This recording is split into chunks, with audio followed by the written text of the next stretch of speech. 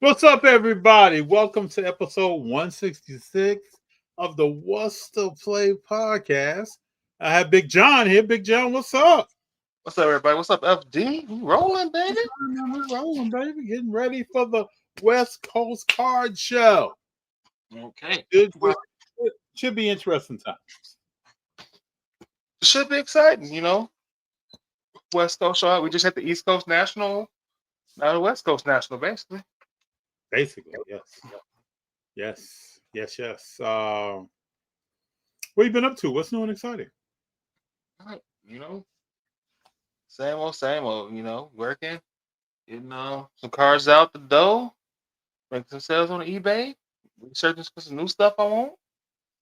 We got Carolina rolling this weekend. Carolina rolling today for the show, up and running. So, Should be a interesting good things time. going on in sports. Yes, we can dig into some.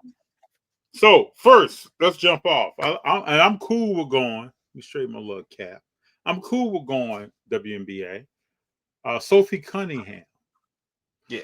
What exactly is her injury? Because I watched the video about 3 or 4 times, and is it an ankle sprain?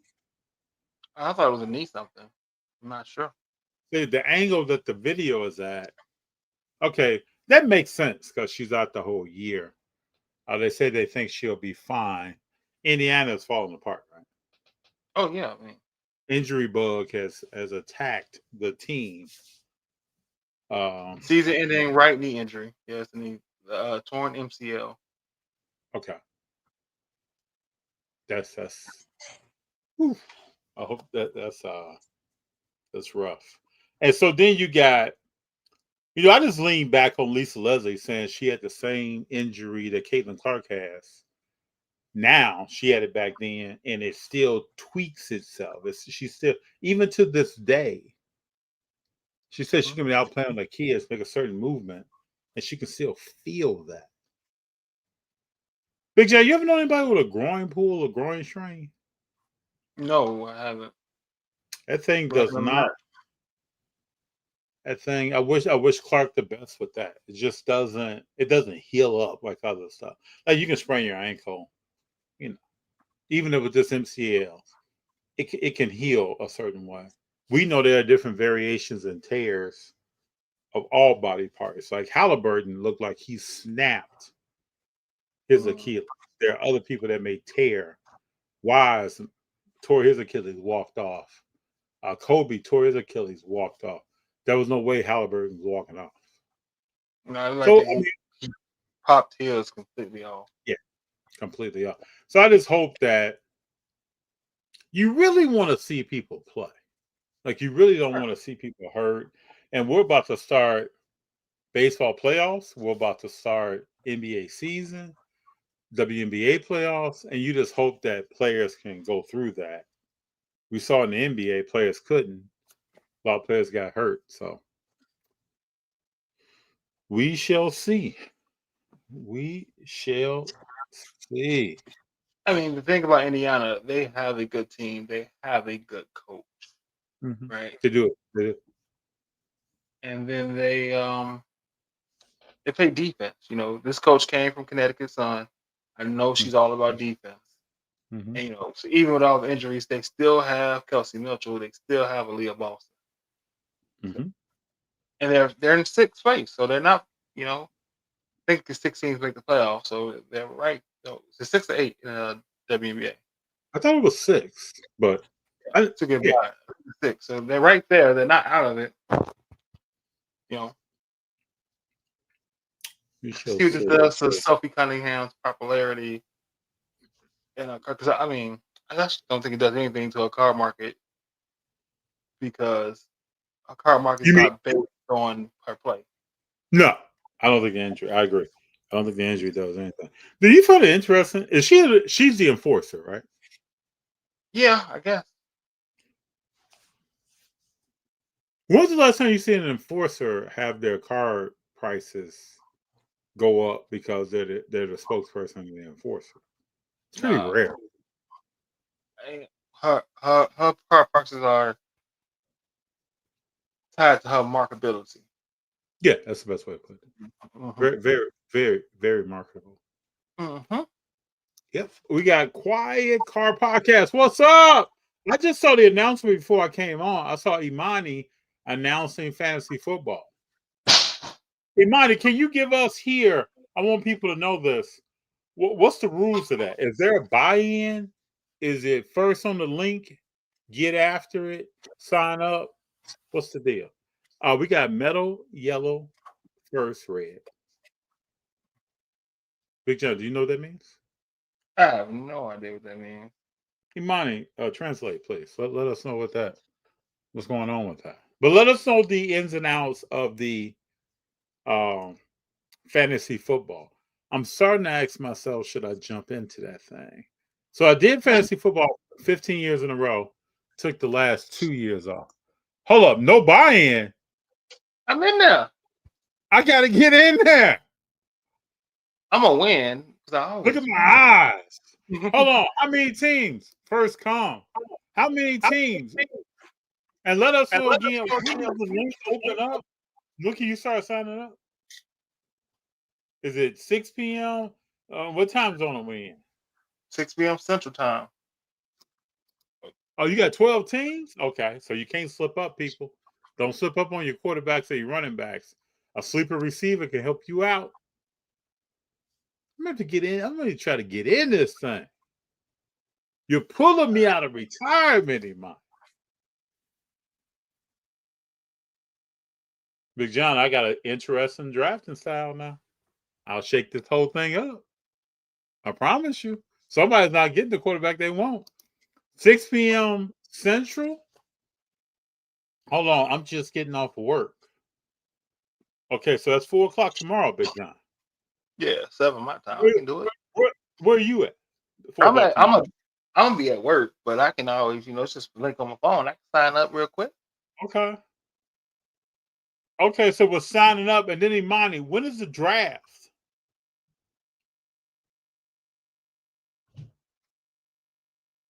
4 p.m. tomorrow. Sign up. First come, first serve.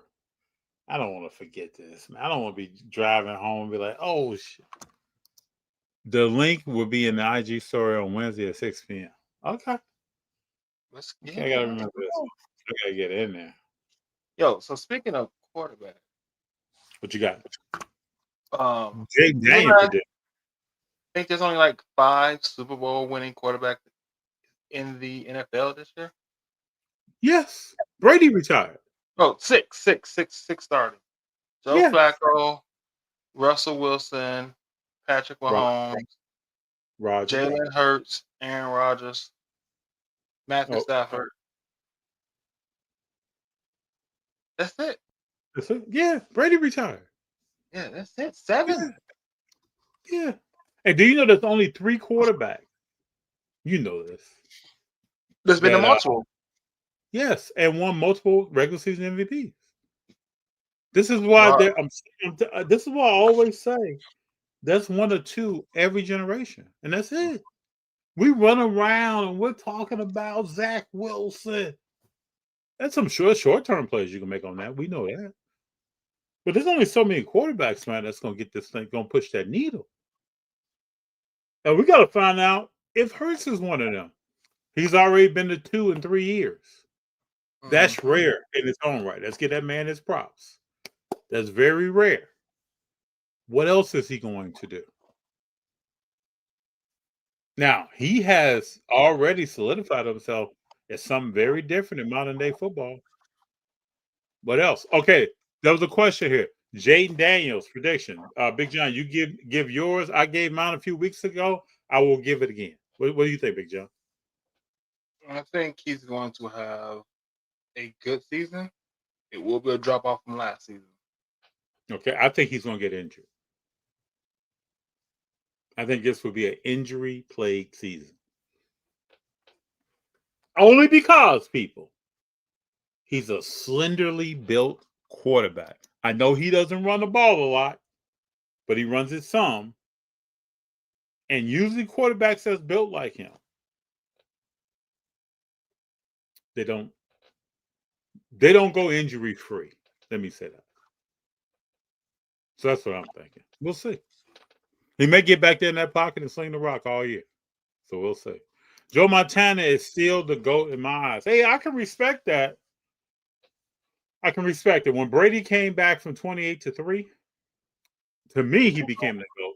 For some people, he became the GOAT before that. But for me, I tell people, I was at a person at work's Super Bowl party. I leave. It's 28-3. And I don't live that far away. I get home. This dude has handled business, sliced and diced. And what I always love is a lot of Falcons' motto that year was "Pop the trunk." They said this throughout the game: "Pop the trunk," and the trunk got popped on them. All because they didn't run the ball. Yeah, Julio Jones held. They didn't get a catch. He had less than 5 catches, right? Mm-hmm. Yeah, and he still talks about that. He was on a podcast a couple of weeks ago, still talking about that. 6 o'clock tomorrow, Central Time. Quiet Car Podcast. I hope I don't. I hope something doesn't happen at work where I'm like, I love to be in that. Well, send you a reminder. Yo, send me something like 20 minutes before. I'll do the same for you. Let's just remind each other, because we got to get in that rec shop, man. We got to get in there and handle this business. I would love that. We got what's to play in here, just kicking in walls. Mm-hmm. Hey, Monty says, let's go. Okay. Let's do it. All right. I can't wait to snatch Monty's quarterback. So look at Jaden Daniel Silver Prism. Mm-hmm. Oh, hold up. Let's get this data up. Yep. Sold today. 1,400. 1,400. Mm-hmm. I believe I can see that. Second year, beginning of the season. The hype is, people getting antsy. The Commanders just played the other day. I can see that. PSA 9, 199. PSA 8, 130. SGC 95, 300. And hold up. That's what, PSA 10. Okay. How many 10s are there? Do we have a number on that card? Can we look up? Yeah. 472. Hold up. There's 472? Yeah. Almost 1,409. It's a hard card to gem. Yeah. Look at me, 8.5s too. 1,408s. Yeah, it's a hard card to gem. 12.7 gem rate. Yeah, it's hard. So that's a hard card to gem. Is that could it be pop control, or could it just be that difficult with centering? Man, how do you get a 4 or a 3? Wow. I've never seen any of those cards. I know it's only a few, so you probably wouldn't see them. But I haven't seen those cards in that level of condition. Yeah, to get a 4 or 3. Yeah, I've never seen a silver on that SGC. Mm-hmm. This is only 14 BGS 9.5s. People aren't even sending this stuff into these other people. 1% 10 in CGC. And so if you had that, would you ever cross that? Yes. What about if it became a 9? That's a chance you got to take. So that's what we need to know. I just want to know. I've seen shows recently and in the past about crossing from company to company. I want to know when the grades are super high, what's going down. I mean, it's probably a $500 risk you're taking, right? It is. Big Jon, we've never talked about this, bro. I will take major risks. I'm a risk taker. When it comes to a graded card, cracking it out and seeing what happens, I'm a risk taker. I have no problems. I probably have done stuff or thought about doing a few things that most people are like, FD, you really gonna do that with that? Yeah. Because to me, if you don't take them, you'll never know. Now, it got to be calculated. I'm not just whipping stuff, I'm not just, I'm going to do this, just spur of the moment. Got to be somewhat calculated. If I got a BGS and I see 3 10s, I see 3 9.5s and a 10, That's calculated risk. I mean, it's definitely hard to grade. But I would have to see the subgrades for centering on a 9-5 and corners. Yes, I would Well, have to see yeah. that. But LP, give us your prediction on Jaden Daniels.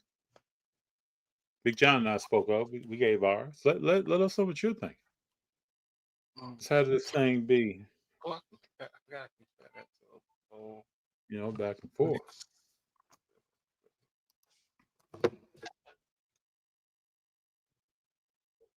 Let me get my list of topics together. I'm so excited about this show coming up. I really haven't been to a show in a while. It'd be cool to see people. It's gonna be nice. Everybody out there, what type of cars are you buying right now? We're past the national. We're on the back half of the year. What are you buying? Cade Cunningham. Also, what's that? The Cade Cunningham. Cade Cunningham. Yeah, Big John talked about that. Cade Cunningham. I can definitely see why.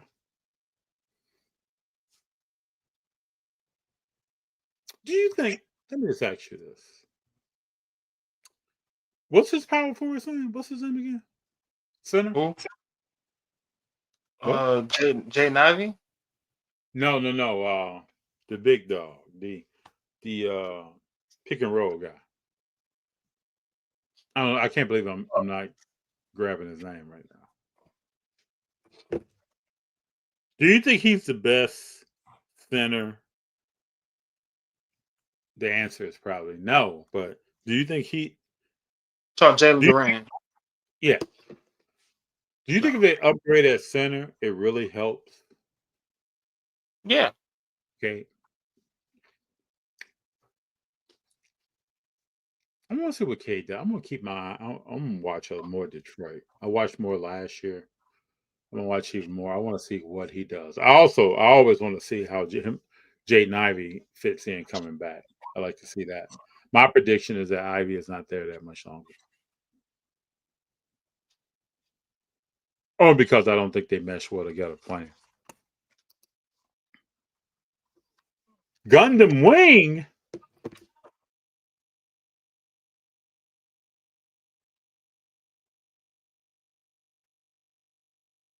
Okay.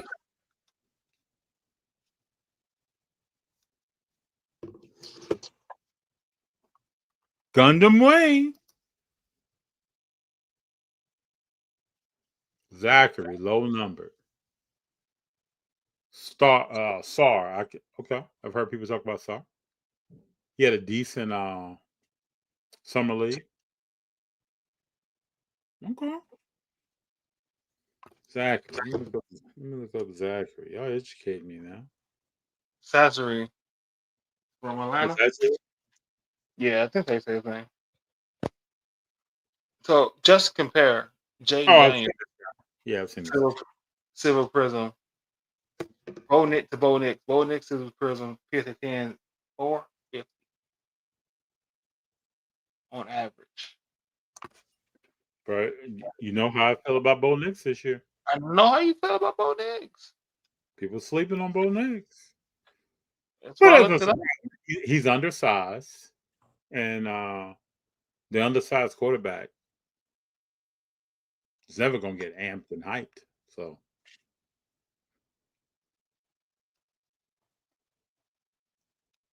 okay. So, Daniels is 3 times more. Twice. Yeah, 3 times. 1,500. Yeah. Okay. We shall see. Any Patrick Mahomes predictions? Bo Nix, Drake May. So Imani, I think highly of Bo Nix. I don't drink. I don't drink. I don't think highly of Drake May. So we'll see. See what Drake May does. You know, I will try to cash in on the Drake May hype. What happened to Who's the other dude for the Atlanta Hawks? The guy who can jump, dunk. Everybody was excited about Johnson. Yeah, Jalen Johnson. What happened to him? What anybody talking about? You ever notice how people just fade off when that sizzle in that pan? Then he just fade off.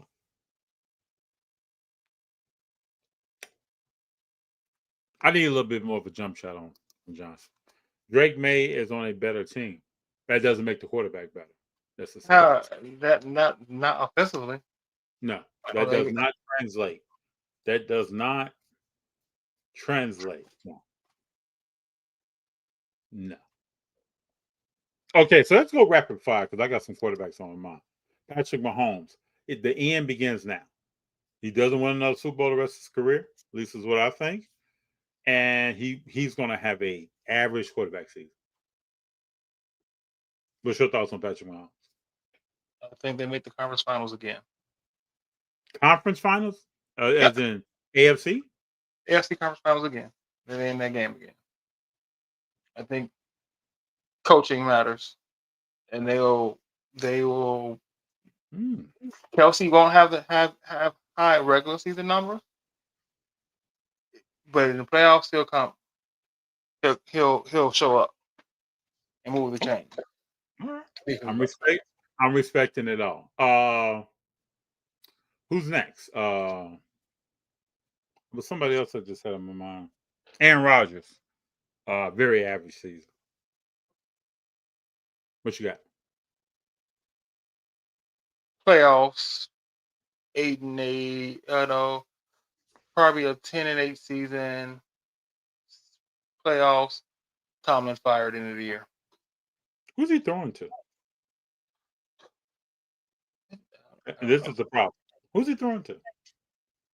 DK Metcalf. That's not enough, bro. No, I know it's not enough, but they'll go 10-8 because Tomlin doesn't have losing seasons, and they're more likely. He's been almost 20 years. Who's the running back? Najee Harris? No, he's out. He's out and hurt. He's out and hurt, people. Yeah. I don't know. Who's the tight end? They got a decent tight end.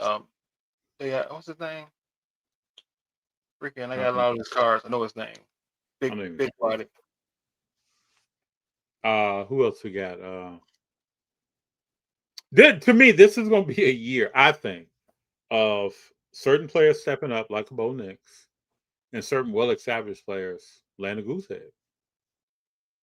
This is a transitional moment in the NFL.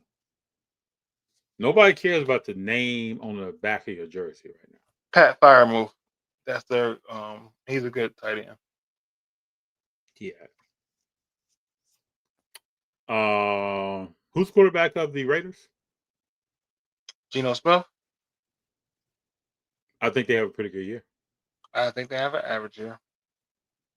Missed the playoffs. You see Pittsburgh? You see Pittsburgh doing better than the Raiders? Yep.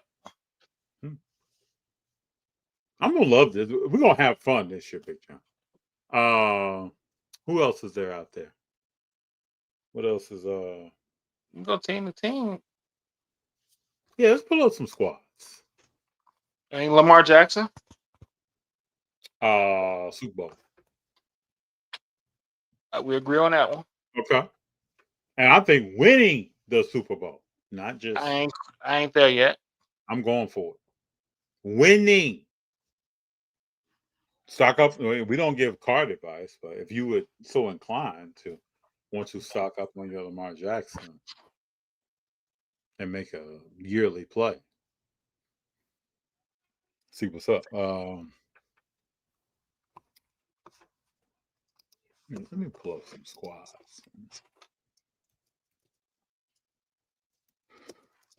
This is gonna be fun.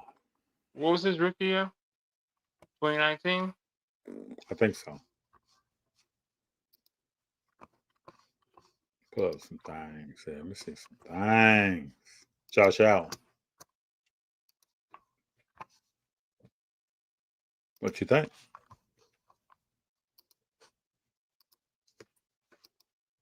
I see Josh Allen having a very nice season. I see them having a good season as well. I see them losing before the conference championship. I can see that. I could agree with that. I just hope he doesn't 20, get hurt. I 20. always hope he doesn't get hurt on a run. Tua. I don't think he makes it through the season. Yeah, I don't think he should be playing football at all. Justin Fields. Tyrod Taylor will be playing soon. Wishful thinking. I hope the best for Justin Oh, so Fields. do I. So do I. I just don't see that happening. I just don't see that happening. Joe Burrow is going to have a great year. He will still have Cincinnati will have defensive problems, but he'll have great stats. Yeah, he'll have good stats. They'll make the playoffs and be out first round. Joe Flacco, when he plays, he'll have some great games. Then he'll have some below average games, but then he will be hurt. So who's up next? And it better not be Kenny Pickett. Yeah, let's just get Shador in there as quick as possible. Does Tyler Huntley make the team? He shouldn't. They got way too many quarterbacks. Yeah, it's gonna be a problem. We talked about Aaron Rodgers. CJ Stroud. I say he shows again that it's difficult to be successful in the NFL year after year after year. I don't think he has the I don't think he has the same year he had his rookie year again in his career.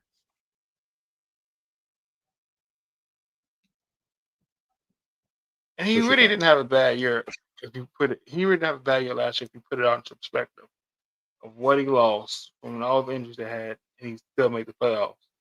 It was a solid year. It just wasn't as spectacular as that rookie year. Do you think he ever repeats the success he had in the rookie year? Not with that team. No, won't happen. Daniel Jones.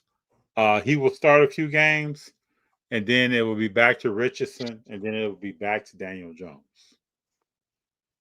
Was it not? Was that not Prism in 2018? Mm-hmm.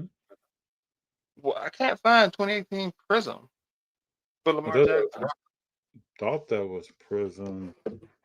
Hold on here.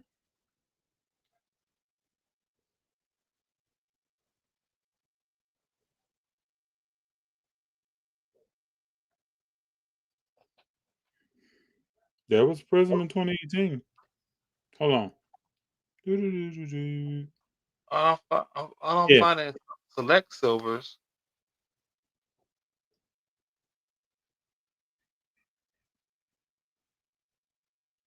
But yeah, not there was regular Prism. Prism. This stuff is not cheap, but there was Prism.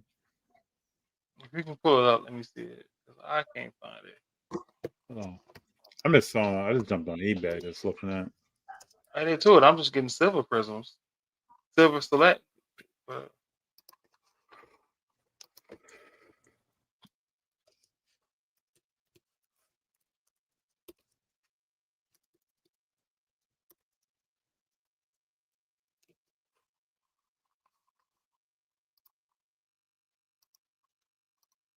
Do-do-do-do-do. Let's see here.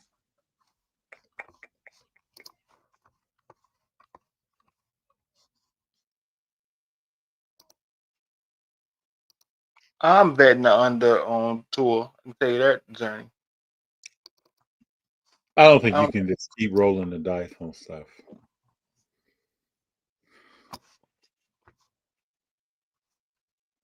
There's some Prism sprinkled in here.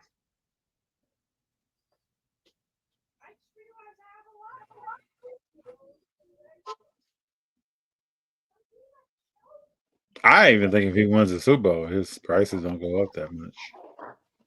well, nobody prices go up winning the Super Bowl. It's all baked in. Yeah. They run up to the Super Bowls where the prices are. Let me go back to what else we got. Let's see what other teams we got here.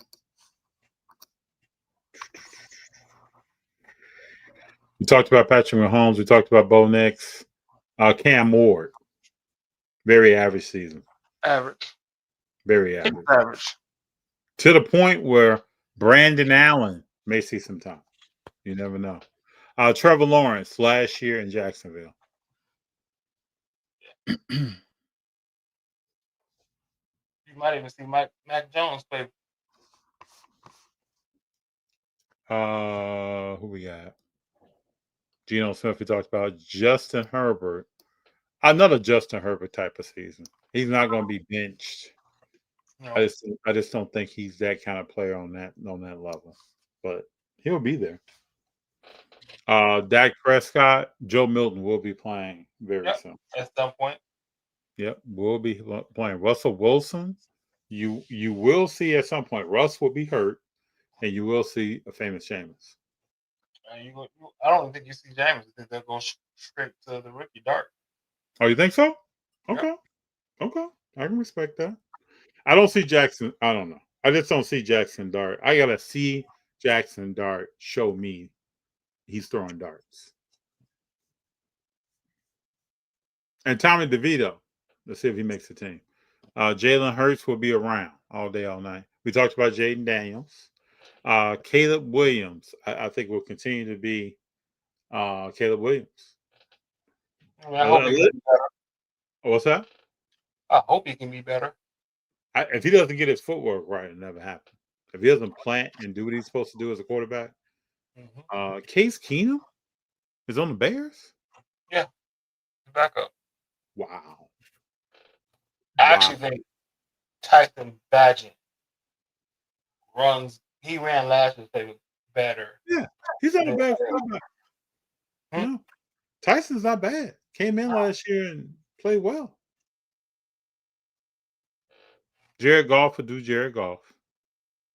Hendon Hooker is his backup. I don't exactly know who that is. And people have been speculating on Hayden Hooker for the past couple of years. They're just waiting for Gosh to get hurt. Jordan Love is not that dude. So he's a Packer, so I don't get it. Yeah. So you might see some Malik Willis, but if Jordan Love is not injured significantly, he will play. But he's not that dude. JJ McCarthy, I think he's fire trash. We'll see. What's that? This is rookie year. We'll see. Yeah. Yep. Michael Penix Jr. I think he has the ability to be a good, above average quarterback. I want to see him play and see what he does. Last year, when he became a starter, I felt like his decision making was pretty decent. He doesn't seem to be a risk taker with the football. His mechanics seem sound. So those kind of things kind of build up to being successful. Bomani Jones gave him the best nickname. What's Captain Durag. You never seen him without a durag on. So for now, he is Captain Durag. But Kirk Cousins is always lurking. So is he still on the team? Yeah, I think he's still on the team. They got him at number 2 on the depth chart. Okay. Then we got Bryce Young. I just want him to do well. I hope he does well. I think he has the ability. He has to believe in himself that he can do well, even when he messes up. Because bringing in Andy Dalton is not doing anything for your season. It's really not. Well, he has Leggett. He's got the first round receiver and the receiver from Colorado. So he got good weapons. So he's got people around him. Yes, he does. His tight end is pretty good. Mm-hmm. Yeah. And I ask these questions, people, because when I think about the quarterback, I think about who surrounds him. We know left tackle. Very important if you're a right-handed quarterback. But you got to have a tight end to drop stuff too. You got to have a running back in today's game coming out of the backfield. And who are your receivers? At least who is your slot? And maybe one wide out to give you some help because they're going to be coming after you. Spencer Rattler, this is just a rebuild year for the Saints. I mean, Spencer Rattler is put in a situation to fail. So, and I wish him the best, though. But, and then Tyler is one of the oldest rookies to be drafted in recent Mhm, years. mhm. His throwing, his power throwing, his arm just doesn't look NFL level to me. So I mean, we'll see. Uh, Spencer Rattler reminds me of a poor man's Baker Mayfield. he does. Yep, He's got all the moxie in the world, but it doesn't make up for his lack of talent. that's right. Make Baker Mayfield's moxie leadership makes up for the lack of talent he has. Mm-hmm. Very true.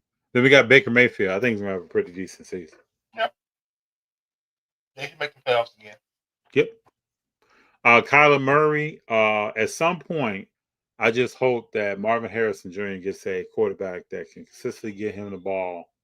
And if you're in preseason just getting blasted by a blitz and whoever, Kyler Murray again. We look at these quarterbacks every year. We can handpick some out who are athletes, but are they really quarterbacks? He falls on that list for me. I don't think he's really a quarterback. I just wonder how much money Kyler Murray could have made if he just went and played baseball instead of playing Well, it quarterback. sounded like somebody told him, his camp told him, there are a lot of you on an athletic level in baseball. There's not a Mhm. lot of you from an athletic level playing a quarterback position. So go get paid. So Yeah, that's a good question, though. How would he have been as a baseball player? he's getting paid with it. Man, can he not play? Yeah, he's just not a quarterback. The reads you need to make. Look at the defense. Look off a receiver. Don't get blasted when you're running. Just there's no reason Harrison should have had the numbers he had last year. And those kind of players expose you if you don't step up. So He's the first player I think of when people say the height at the quarterback position matters. mhm, Like, it does, definitely does. Stafford really has an injured back. He's playing on fumes right now. Jimmy Garoppolo is his backup. The Rams are almost in the same position as the Saints. I mean, they're about to start really rebuilding themselves. Stafford should have retired. Yeah, he should have. And everybody's hyped about Stetson Bennett right now because he had one game. Stetson Bennett is not the answer. At least I don't think so. Play this clip back in a year or two. Let's see what Stetson Bennett is. I just don't see that. Brock Purdy will be exposed this year. All right, so who would be exposed more? Brock Purdy, C.J. Stroud, or Jaden Daniels? Brock Purdy. The other two guys are at least quarterbacks and can make decisions under pressure when they take the ball from the snap. They can look off DBs and safeties. Brock Purdy has had the privilege, I think, of having talent around him, and I think that will be exposed. And don't be surprised if that guy gets hurt, and the 49ers are riding with Mac Jones. Is Chris McCaffrey coming back to play? He gonna be able to play. Who is that? Christian McCaffrey. Christian McCaffrey is done. We're talking about Matt Stafford. Christian McCaffrey is. If you see him, make sure we record that footage because you won't see much of it. Mm-hmm. And he's not a Hall of Famer. We like to talk about Christian McCaffrey as folks who talk about football. He's not a Hall of Famer. Yo, speaking of Hall of Fame, set up this right. Mm-hmm. I think there's 3 Hall of Fame quarterbacks in the NFL still playing, or 3 that can get the Hall of Fame, So who you got? excluding Mahomes? Rodgers. Oh, you got Mahomes, Rodgers, and who else? Mahomes, Rodgers, Hurts.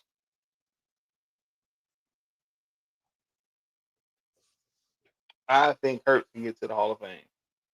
I think he's Oh, just that consistent. he's already put up. Like we talked about earlier, he's done stuff that a lot of people are not doing. And in the modern game, you get past Mahomes, that's hurts. People may not want to say that. may want to say Justin Herbert or somebody else, but it's Hurts. So So take Rodgers out because you know Rodgers is going to get to the Hall of Fame. Like we can take Rodgers out of it. I think the third person is Lamar Jackson. Oh, he's three. Oh, excuse me. He's two in a possible. He's 2-time MVP. Mm-hmm. He's going to be a Hall of Famer. Yeah. Yeah, I think Mahomes and Jackson are close to lock in. I think Hurts can pull it off. Yep. I agree. So that's why this young crop, these young crops are very important to see what the future of the league is. Who's going to pan out? Who's going to work out? Yeah, see, the best chance to get to the Super Bowl is on a rookie deal. So you get 4 years to get your team there. And if you haven't learned how to do it to become better, like Hurts, like Mahomes, like Jackson, like Allen, like Burrow's on the clock. He's about to get paid next year, right? On his new contract going next year. Yeah. So like he's on the clock to get back to the Super Bowl. He just doesn't have a defense. He doesn't have a defense. Yeah. He got to figure it out. He's on the clock to get back there because he's going to get paid. Chase is getting paid. Already got paid. Yeah, but when that contract's going into effect, T. Higgins just got paid. So those extensions take a couple years to go into effect sometimes. So like, let's get into some of these comments. I'm missing some stuff here. Hold on. Quiet Car Podcast is making some bold statements right now. Hold on a minute. He wins the Super Bowl. Who are we talking about? You gotta give me some. Who? Penix on him. Come on, man. There's no one in an Atlanta uniform winning a Super Bowl in the next 5 to 10 years. Zerny. This season is going to be good. Ravens, Lions on the come up, I think. I can see that.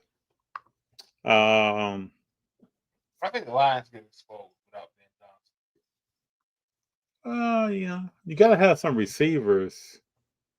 Like they don't have a receiver that stretches the field. No, St. Brown is built in the Isaac Bruce mode. He's a possession receiver. Yeah.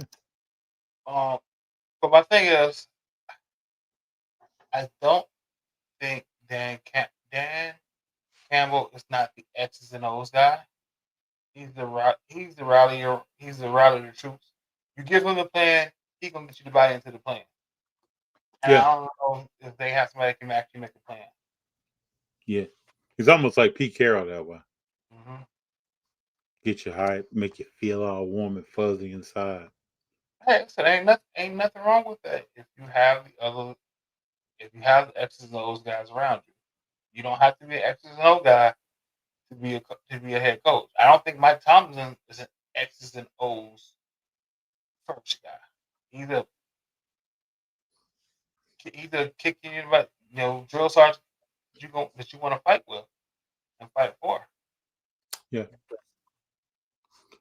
Quiet Car said Bill still mid. Yeah, I agree. Stole the MVP.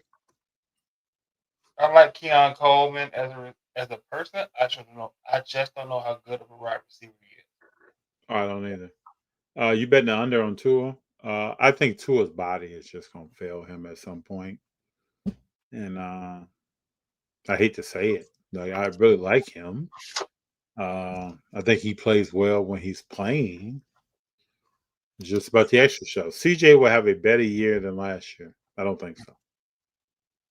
Don't see that.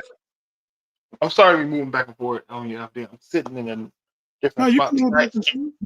Big John, you can move. Do your thing, man. I can't get comfortable. Okay. I can't get comfortable angle. Are you in a different chair?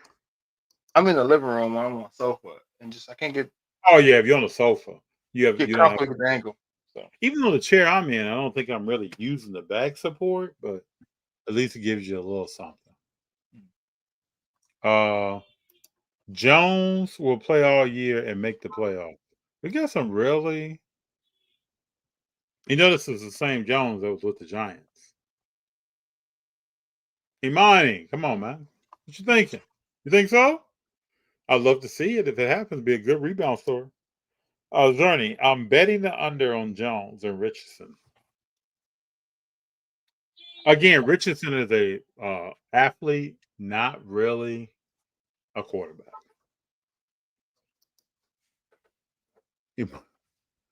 Imani's typing something. Zerny, betting the under on Kyler Murray too. Time to move on. I'm telling you, I just think getting a top-notch receiver like that, not giving him the ball, and then coming to the press conference saying, "It's not my job to give him the ball." It exposes you automatic when you change the game in some way. You are a Hall of Famer. Hurts the touch push plus achievement. So he's going to do more than that. But I can see what you're saying. But he's going to do more than that before it's all over and done with. And I love the way he takes care of the football. He doesn't take a lot of chances with stuff. George Brown, what's up? What's up, George? He doesn't take unnecessary chances with football. No. George, what day is at the Burbank show, man?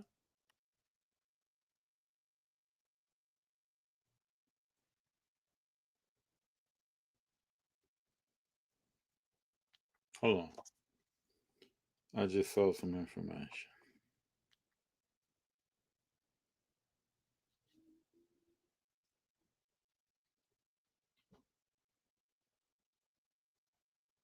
What you gonna be looking to pick up, Jordan?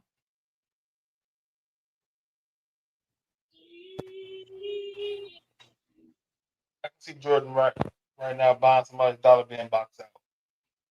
Just let me get the whole roll. So there's a vicious rumor going around. Ooh, vicious. Yeah, Jordan. Let me know what you're looking for. So what's this rumor? Hold on here. I'm trying to pull it up here.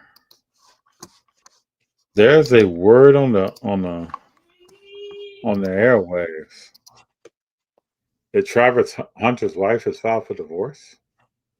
I don't think that's real. You don't think it's real? No, I've seen that floating around the last couple weeks. I don't think that's real.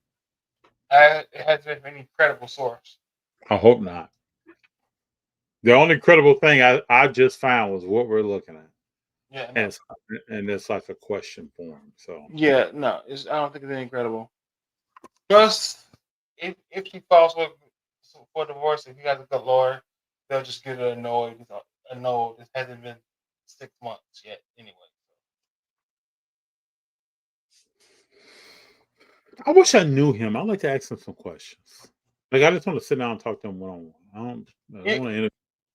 Seeing his interactions with him and Prime, I just think when this comes to his wife, he has blinders and made up his mind. So what's gonna happen is what's gonna happen, and he's okay with it. Yeah, but my question, Big Jon, why? What? Why? Why anything, love? I don't know. Oh, Big Jon. You know you come on. You know people put on blinders for people that they love. Oh yeah, I know this, but I still have to question why Travis.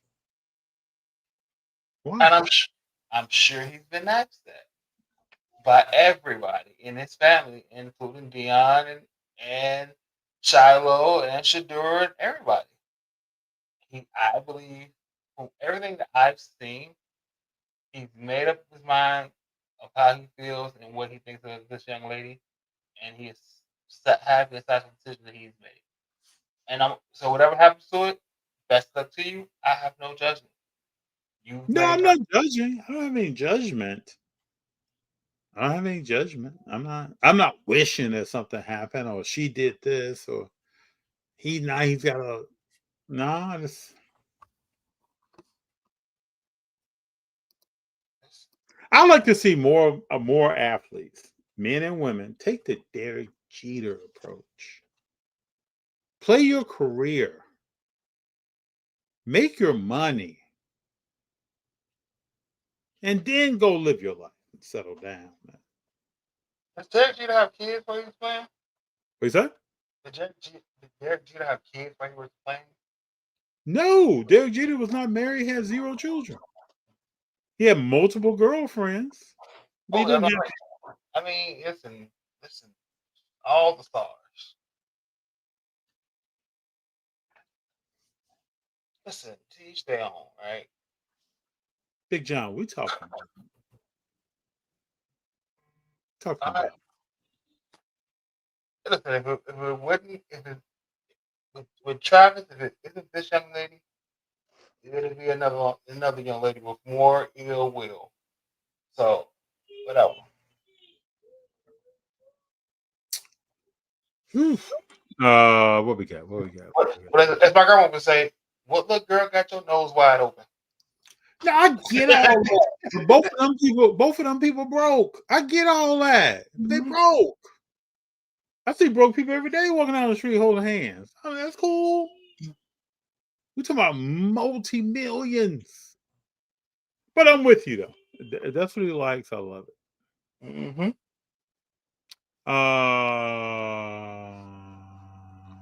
Okay, so Friday and Saturday. Okay, Jordan. What you looking for? What's going on? I haven't heard anything from TMZ on that. I think Big John is correct that it's not solidified. Ever since there was some video of floating around of her crying, and then you've seen it pop up everywhere after that. So I see some from a credible source, ESPN, TMZ, something. I'm not worried about it. Jordan says Sunday's up in the air. He's looking for wrestling, UFC, specific NBA, NFL, b-ball, players, maybe a little hockey. Okay. Cast that net. You know who I'm looking for, Jordan, from wrestling. Found some under 99, and Lord, just send me a message. Tell you to get it or not. We'll work out a deal on the back end. Oh man, on the back end. Listen. He says, is there any if TMZ says it, most likely real. Gift baskets. Hold on, what's he talking about? Derek Jeter. You left his house. You left with a gift basket. Roses. I just look. Let me just say this. Hmm? I just enjoyed his approach and his. This is why you never the universe did not give you money. Who gave him money? Who you talking about? You. Yeah. Oh man, if I was a star athlete, man, you wouldn't want to. People would not. My interviews, what I'm talking about, when I feel like talking about it, probably because some stuff I'm just not going to talk about. And then my approach, yeah, I think you're absolutely right. I have a friend, and we say all the time that it's probably great that we never played in the NFL or like superstars in the NFL because it would be a totally different. What you see on TV and what these dudes are doing. Mm-mm. You wouldn't be out here like MPG talking about you get all the ladies. That conversation is not happening. No. My brother could have been gambling and doing whatever. That conversation is not happening on the podcast. Also, I'm not in a club and somebody starts shooting or there are people around me I don't know. Was at that's not happening. He was at another screen and some girls came in and he just started pulling out wads of cash. Hold up. Who's this? Michael Porter Jr. He pulled out money on the podcast? He was on a screen and some girls came in, and he just started greeting them and putting out cash. I'm like, bro. Nope. That wouldn't happen with me. At least that's not what my intentions are. No. I think through most situations. I'm thinking about no. Mm-mm. Nope. And I'm not in the club in the VIP popping bottles. No, not doing In the club, VIP, all drinks on you, FD. it. And there's no one around me that has a phone out videotaping me or taking pictures of me doing whatever. That does not happen. You gonna be, hey, I would be so boring, Big John, that people will probably just say, "Man, he's a great player," but in all season, we don't really see that guy. so you be Tim Duncan, Dirk Nowitzki? What's that again? You be Tim Duncan, Dirk Nowitzki? No, I would have more of a personality in front of people. I have more of a personality than that. But none of this wow stuff that you hear. None of this. We're not on that. You know, I'm feeling blessed on social media. I'm getting to the point where 10% of my day may go on, or 10% of my week may go on social media. Okay. Like I try to sprinkle in, the pictures of my wife, cooking, and my daughter and what we're doing around. But I'm getting more or less and less of putting stuff. Like today was cool. We had Spirit Week at work. So I had to rep the Bears, and one of my employees rep the Ravens. So we just had to get a nice little picture and show off and have a little fun. But it's like less and less I'm starting to put on social media. So I even have rules. I even usually have rules for that. I don't typically post where I'm at while I'm there. While you're there, well, I whatever. don't. It doesn't even come to my mind to do that. Like I'm not. I mean, that's a rule. That's definitely an LA rule. Yeah. Don't post where you at after you out. No. And if it's a place that I frequent a lot, like I got some kind of regularity, I'm not posting where I'm at all because it's just so strong. Like, so I'm gonna be back pretty soon. So I'm not doing that. I typically monitor everything that I send out. So there's I'm not, just whatever. I just think these PR teams, we got players that don't listen and they're paying the PR team. They don't listen to them. They're Throwing probably away money. what? They're just throwing away money. Yeah. It sounds good, it feels good, but I'm still gonna do what I want to do. Zerny, yep. If TMZ says that we talked about that. FD, she gave him some promised land. That's what Travis knows of. Oh well. What happens? Can I put this out here, people? And I'm gonna put it out here in a way like what I'm talking about. Let's say you receive promised land and your nose is not wide open. What then? How does that go? How does that work out? Nose still closed. When you're equally yoked, it should be everybody should leave with their senses intact. Oh, I agree, Big John. But that's a big statement. If you're equally yoked or when you're equally yoked, that's a huge statement in 2025. These people don't know nothing about no yokeness. It is out here. Listen, I just let these young people do what they do. I mind my married business. Because if you say anything, they're not listening anyway. Yeah. They're gonna listen to you. Who the hell? You might have been 45 years old when I was born. You don't know what you're talking about, man. The old dated mindset. I'm out here and I'm doing my thing, man. Like my son think, I got a new ball. That you don't stop calling women balls. Who is this young lady? Travis Hunter's met his wife in high school, right? Yeah. Big John, when I was in high school, I'm trying to get as far away as I can from high school. So that was a pep rally. I'm always, I guess, a little bit like, I was telling this story to some people in my family. There was a pep rally where we were supposed to wear our jerseys, or we were supposed to give our jersey to someone, and then that person was supposed to wear the jersey, right? So I'm in my locker one day. What am I, sophomore, junior? Something like that. I'm in my locker one day and someone comes up to me and says, "Hey, FD, can I wear your jersey to the pep rally?" And I was like, no, we're not doing that. Just hurt people's feelings. We're not doing that, bro. What's up, Tom?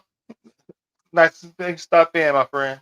Tom, what's up? Talk is cheap. Needs to be a thing again. Oh, we got Tom. Tom said, been too long. Stopped in. Tom, good to have you here. Hope y'all's journey has been fruitful.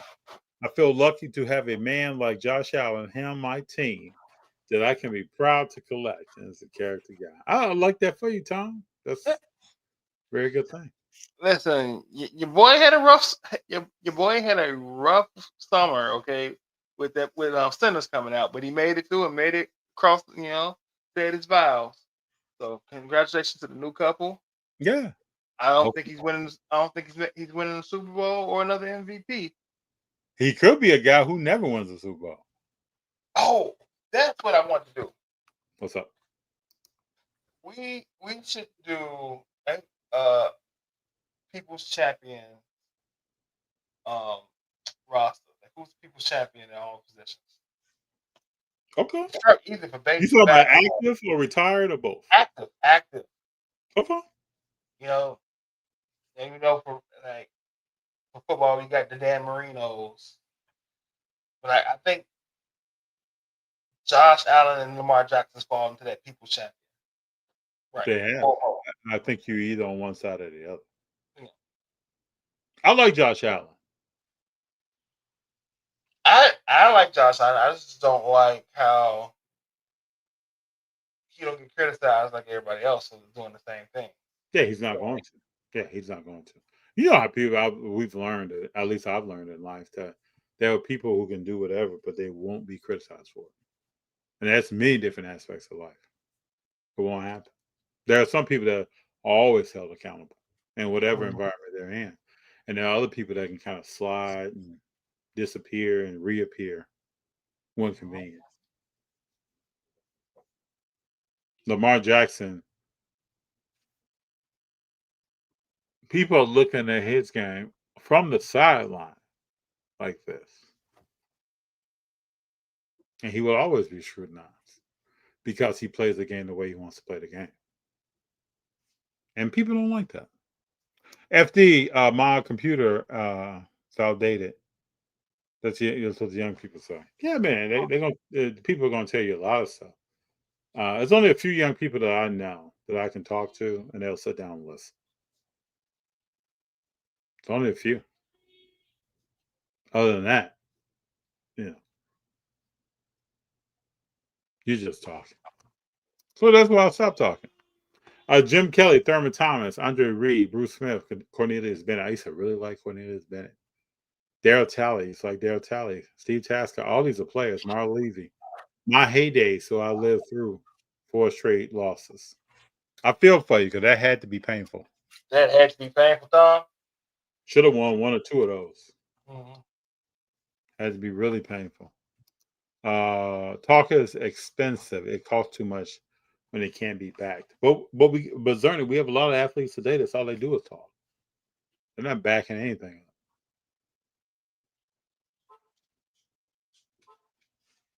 LJ a monster and deserves his kudos. He does. He is a monster. John Wall retired. What do you think about that?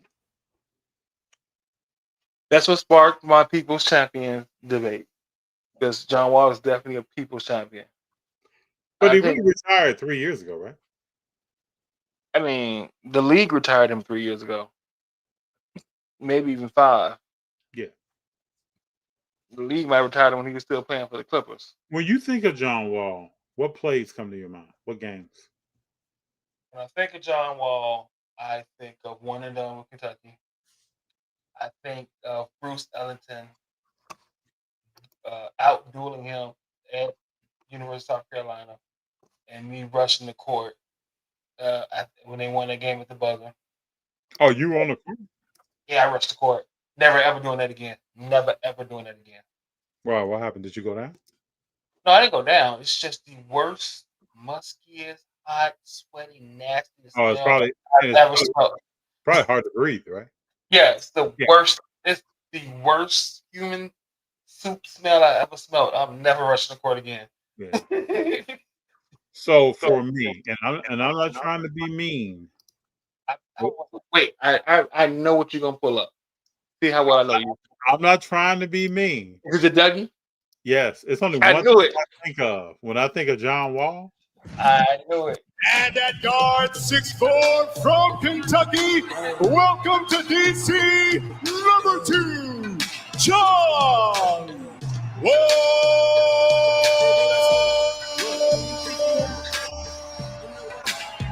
No, the girls love me. That's all I think of. Listen, he was I having fun. can't name one play. Now I thought he was a good player, Mhm. but I can't name one play, one shot, one buzzer. I can't name it. I think his first 3 years of his career, he was the fastest player in it. He was. I agree with that. Problem is, he came in to the Wizards, which is this dysfunctional organization, and on the Hills when Derrick Rose was the biggest star in the guard position ever. Mm-hmm. That's all I think of when he said he was retiring. I was like, damn, I get no more Dougies, man. No more Dougies. We got Tom. I was going to say only thing that comes to mind was the outside, but now little on Wall, but no little on Wall. Excuse me. Okay. Sounds like being in the middle of a heavy metal show in a little club. Now I've been in a small reggae club. Ooh. And I didn't smell that. I mean, small, tight, a lot of people, and people getting their wine on, and I didn't smell that. I think it was just I rushed down from like the 200 section, and I think Bruce Ellington was wide receiver number 1 and starting point guard. He was 5'8". And coming to that game, Kentucky was ranked number 1. South Carolina wasn't ranked at all. So to see him beat them, everybody rushed up, and it was like when I got down there, it's like wall of heat, musk, sweat. It's just like, oh. Well, people probably worked out. Also, people drinking during the game. Yeah, like, it was a bad idea. Can we go? Can I? Now, how long did you get off the court? Like 3 minutes. So you just fired up. Yeah. Just all up in there for 3 minutes. I gotta get outside. You gotta get outside. Woo! Did they win when they did the Dougie? That I don't know. That's a good trivia question. But that's the only highlight. That's the only highlight I have of John Wall. That was pregame. Yeah, it was pretty good. We already talked about Anthony Richardson and Daniel Jones. Daniel Jones, for those who don't know his name, the starter of the Indianapolis Colts. Richardson will be coming off the bench. I'm interested in the WNBA playoffs. I mean, I will too. I mean, to be honest, it's probably going to be a repeat, Minnesota versus the Liberty, and they don't like each other. That's going to be beautiful basketball. You see Sabrina with the gang with it, the night at the end in the interview tonight? I didn't even see it. I gotta watch it. I'm gonna get on my soapbox. I am tired of people who haven't watched a WNBA game. Most people Comment on why the WNBA is popular, getting popular, and on why Caitlin Clark cards are popular. Y'all sound like idiots. I was listening to a podcast, and they were like, Indiana has the best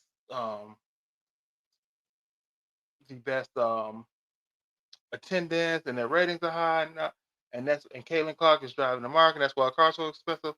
And I had to comment, no, that is not why her cars are expensive. She's been out since before the All-Star game, and the team has still been winning, and the team has still had the games. But that has nothing to do with Caitlin Clark if she's not there to play. Actually, ticket sales for the All-Star game went down when she was announced out. Golden State Valkyrie has the highest attendance in the league, and they're outside of the playoffs right now. Like, y'all don't know what y'all talking about. And then maybe what sent me off, because right after they said that statement, they said, "And I've never watched a WNBA game." Then why are you speaking on it? You know nothing. You don't know what you're talking. You're just saying things you've heard people say on Instagram or the podcast without doing any type of research. But you know, Big John, there's a lot, and it goes beyond the WNBA. It does, but like, There's a you lot. can't put a statement out there that she's driving attendance when she's not even playing. I agree. Last year, She wasn't driving some of this when she was playing, because if she was, then the Valkyrie wouldn't be the number one attended team. last year you could have said that statement because they moved arenas when she came to town. And that was the first time that happened. Last year that was a true statement. This year that is not a factual statement at all. No, not at all. The team is good. They're winning without her. Yep. It's Golden State, Indiana, and the Aces with the best attendance records, I believe. And so this is another thing when people don't really know what they're talking about to me. Shedeur Sanders is fourth string quarterback, right? Yeah. People think he's going to get cut. Yeah. Okay. Let's watch how this plays out. I just watch how it plays out. Mm-hmm. But that was like, if you're going to come in and make a factual statement like that and say, "Oh, but I've never watched a game."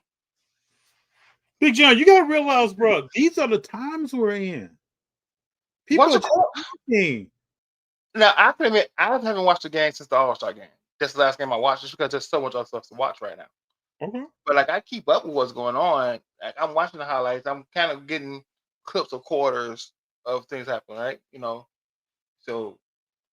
But you are aware that we're in a place and time where we just talk on any subject. There's someone who's never been in a locker room or a huddle that will tell you about being in a locker room or a huddle, or about hitting a game-winning shot, who's never hit a game-winning shot, or about sinking a 25-foot putt, who's never sunk a 25-foot putt. People will talk to you about that. Yeah, those people need to be quiet. It'd be a lot of people. It'd be a lot of people on networks.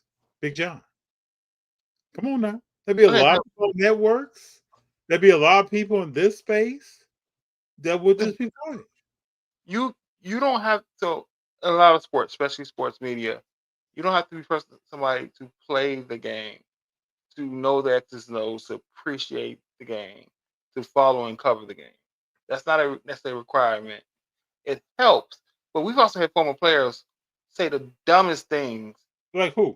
Give me a player. Who? Kendrick Perkins. Yeah, but give me a player that really played. Give me a player that really played that said something dumb. I just told you, Kendrick Perkins. Kendrick Perkins didn't really play. You watch his career? Yeah, I watched his career. He didn't play. He played 10 years. He didn't play. He was a 6'10" guy who came out of high school who was there. He had the best seat in the house. He didn't really play. He didn't really contribute. You know his numbers per year in his career? Oh, he didn't contribute to anything. He didn't really contribute to anything. Especially when he wasn't in Boston. Yeah. But you can't say a person like Ernie Johnson has no right to say about sports. He hasn't been in the locker room. He didn't play sports in college. No, but you have to have a touch point. So if your touch point as a player is you were there and active. What is Ernie Johnson's touch point? Covering the game. His father. Okay. So his father is a very successful commentator and around a lot of games. Ernie Johnson grew up watching and all up in games. But that's the thing. You can still watch games, study, and learn and have an opinion. You cannot not watch something and think you have a valid opinion. And you can't just be a dude who was sitting on the bench And now, like Dan Orlovsky? Orlovsky, come on, man. I remember when he played. Yeah. Come on. You can't tell me about who's a good quarterback or not when all the players that you are doing something that you never did. I disagree with you on that. No, sir. I'm not. I mean, You listen to Dan. You listen to Dan Orlovsky on his assessment of a Pro Bowl quarterback. Yeah, I can't listen to his assessment. I can't listen to the shit he's saying, man. Absolutely not. I've seen him play. Did you see him take the snap and run out of the end zone? Yes, I've seen him stay. Yes, I've seen. Okay, I can't listen to nothing he's talking about. Okay, I disagree. Okay, tell me one take he had where you were like, he proved a great point there that I have not heard before. I'm not going to do that. I can't remember. Because it doesn't exist, Big Jon. We have a lot of people now that are just talking and in seats that don't know what they're talking about. But just like I said, I can agree on some of his takes. I can agree on some of Jay Williams' takes. I disagree with Jay Williams a lot. Well, I wonder why, Big Jon. Mm-hmm. Why do you think so? So do I. Why do you think so? I want to hear you say that. I disagree because his takes come from a place of bitterness of not being as big of a star as he thought he should. Because he never did that. He never did that. He doesn't know what he's talking about when it comes to that. This is why when you have good, great all-star players and legends, you don't hear from them. But I disagree with Shaq sometimes. Because Shaq says things out of emotion. Yeah. He's an emotional person. Yeah. But when he talks logical, you can tell he knows basketball. Yeah. But I can tell Orlovsky knows football. I can tell that Jay Williams knows basketball.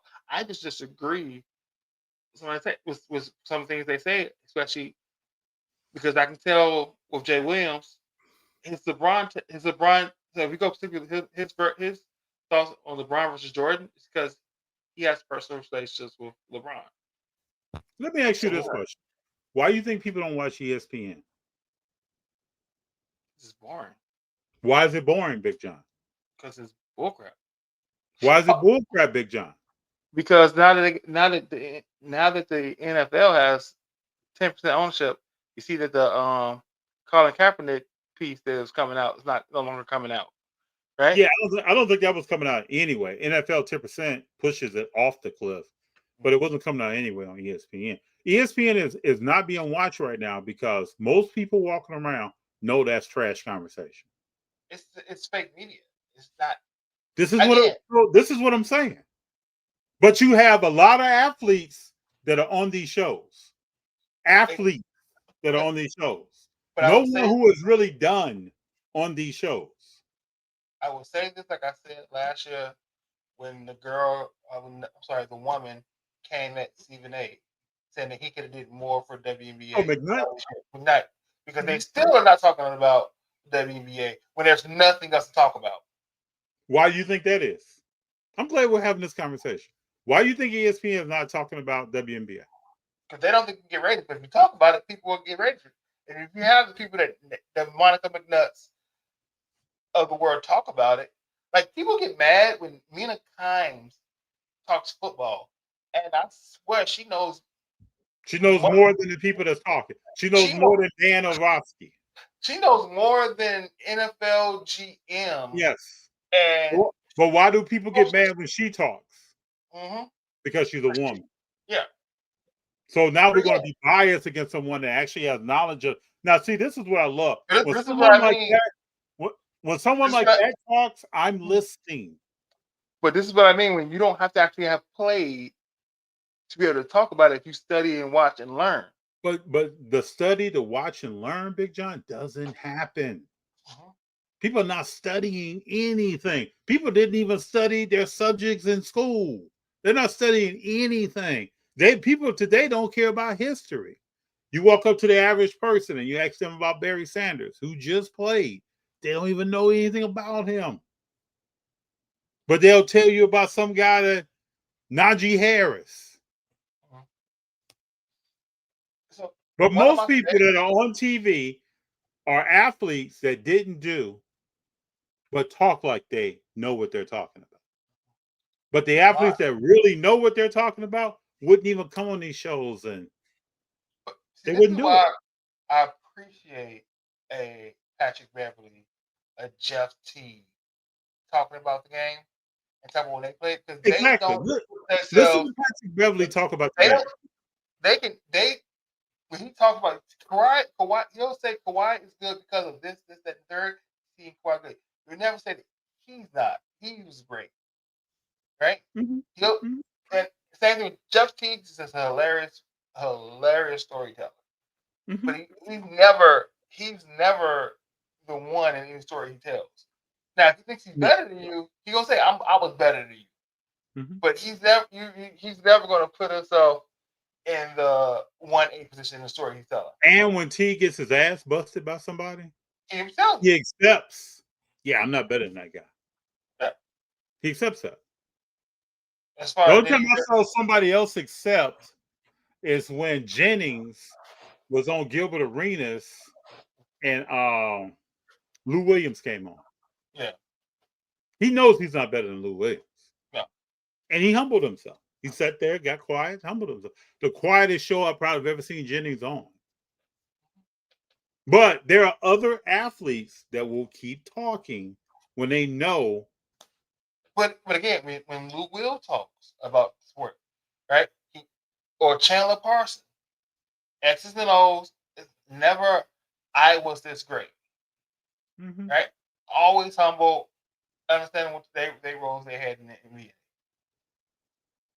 And Jamal notice Crawford, none of these people you're naming are on ESPN.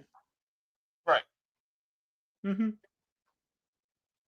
But I mean, That's not the show they run. ESPN is down, Fox Sports is down. It's just Well, you know why Fox Sports is down. It's not down. But Fox Sports was doing better than any other network at one point. We know why they're down.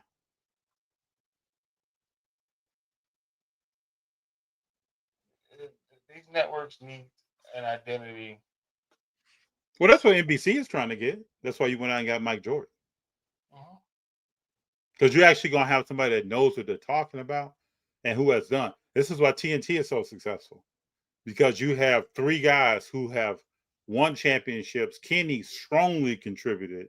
Shaq and Charles, excuse me, you got two guys who won championships. And Charles was an MVP and had a team on his back. So when he talks, it carries weight. It's not Dan Orlovsky talking. These networks have to realize people are not silly, man. The average person walking around or the above average person walking around, they're not silly. This is why people are turning away from these networks and turning to shows like this and other shows on YouTube because people are really talking. Yeah. And Listen, there's no agenda. There's no hidden. There's none of that. I know what I know, and I know what I know what I don't know when I don't know. But see, you and I are humble enough to say that. We don't get on something and then start talking about.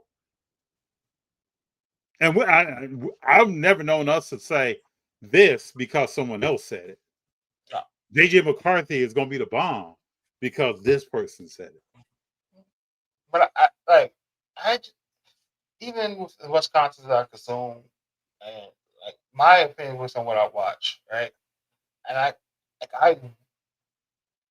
probably watched the equivalent of 2 baseball games with the little amount of baseball I've catched so far this year. But in a month when these playoffs start, I'm watching the full games. Yeah, And I keep up with stats, but this is my problem with ESPN.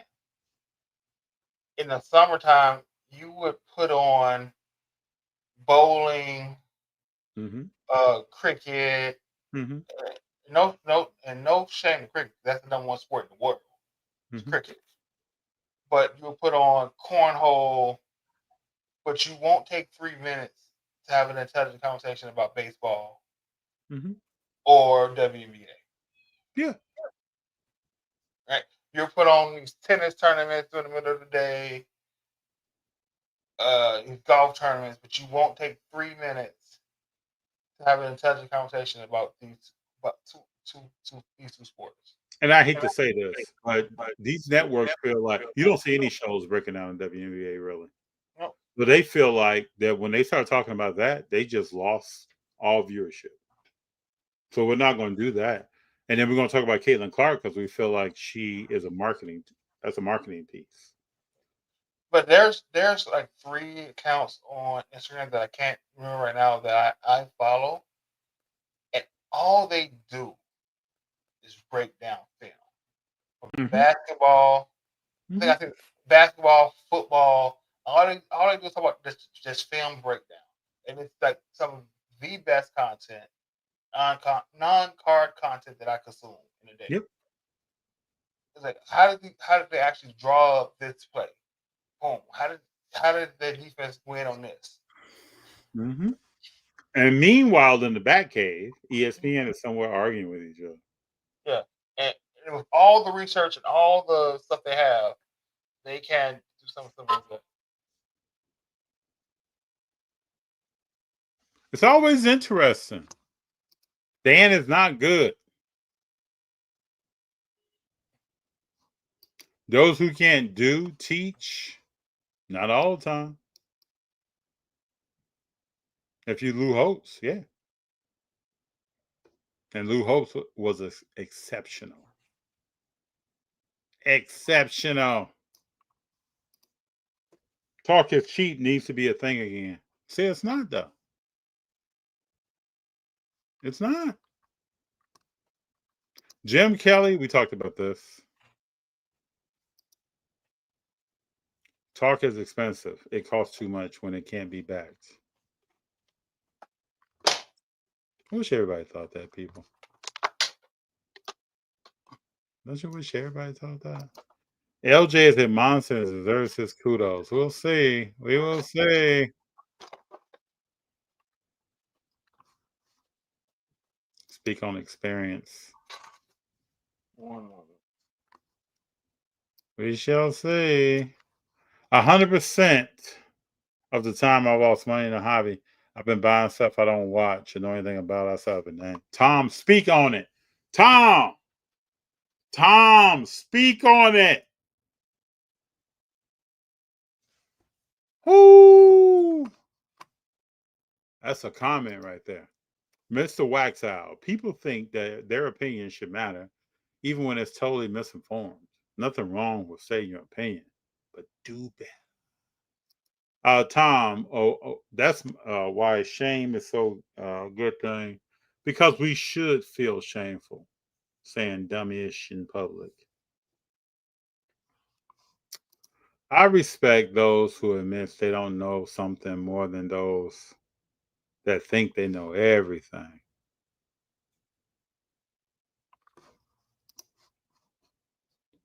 We're learning a lot. It's talking about a lot. Talking heads without real insights. I don't know. I don't watch it. Peyton Manning and Eli, pretty entertaining when they want to be. Yeah, both dudes have actually done something. And their coverage of what is it, Monday Night Football, Sunday Night Football, is insightful because they can bring humor and break down the game. ESPN is too focused on hot topic debates, sports culture, hype, and clickbait. Hey, Big Jon, Peyton Manning and Eli Manning, are they on Sunday Night Football or Monday Night Football? Monday night. Yeah. Yeah. Don't watch much of any TV anymore. What you got? So I did want to say something. Quick shout out to Card Ladder, Chris of Card Ladder. I just signed back up. I seen something on my thing that didn't make sense to me.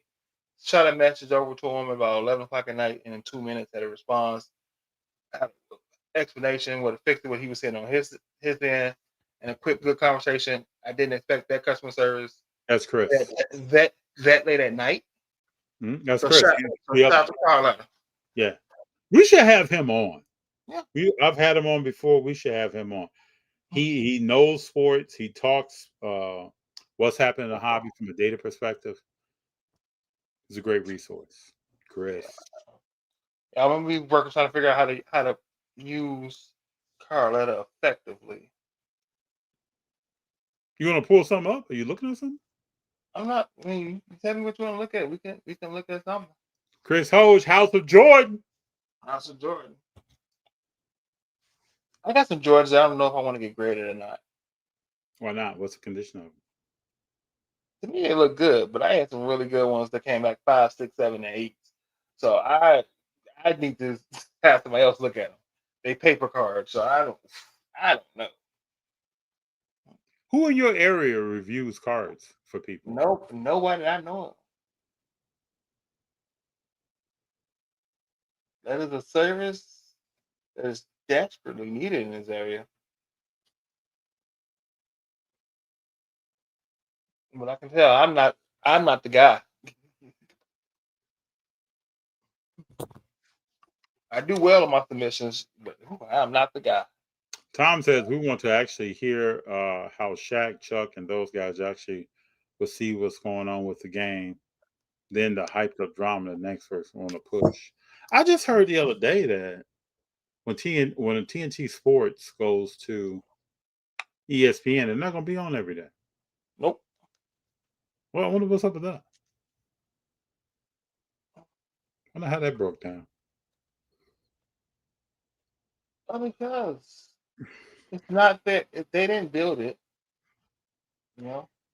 Same reason why FCC is kept as being a boutique brand. If we didn't build it, I don't care about it. You said which brand? What brand? SGC. Oh. I don't care about it.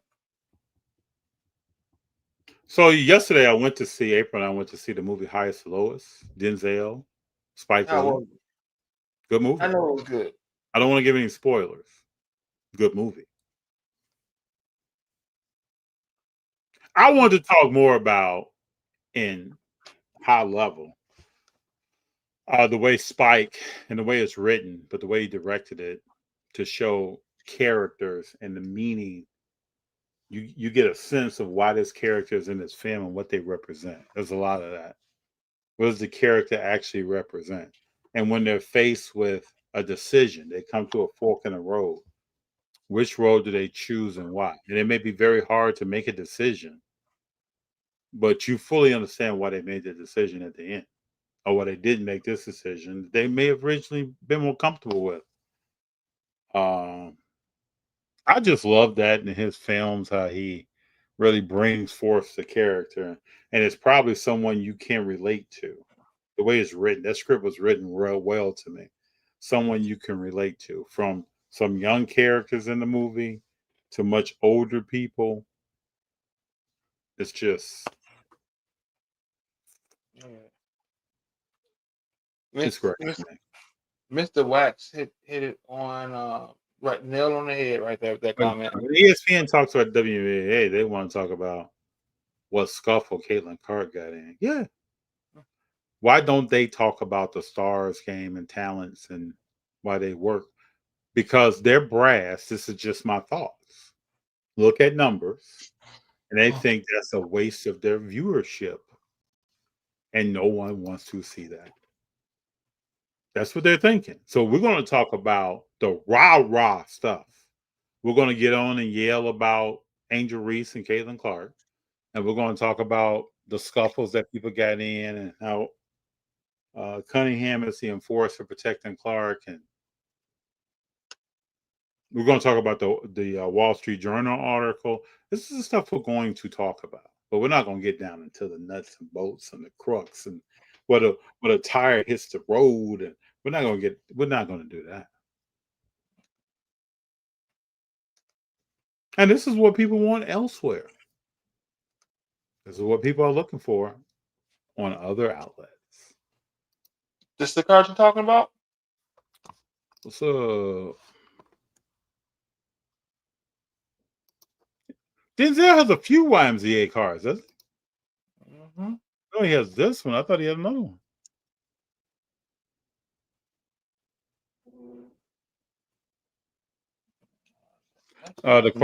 Tom's statement was, did you get yourself a copy of 1994-95 NBA Hoops 297 Denzel Washington? He said he has a copy. Cool card. We know that Denzel came through YMCA as a child. Learned a lot of principles there. Got involved in a lot of activities. It was an outlet for him to do sports and other things in his community. Yeah, white space will look good with an auto. Yeah, that's a nice looking card. I didn't know Denzel had cards. I feel like he has something else as well. I was just going to search.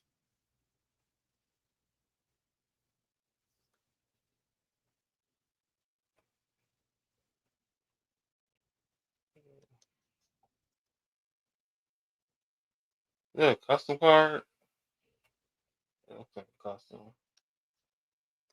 I'm gonna look it up now.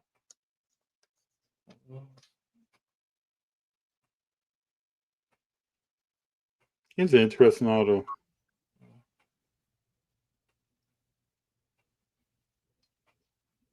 That's custom.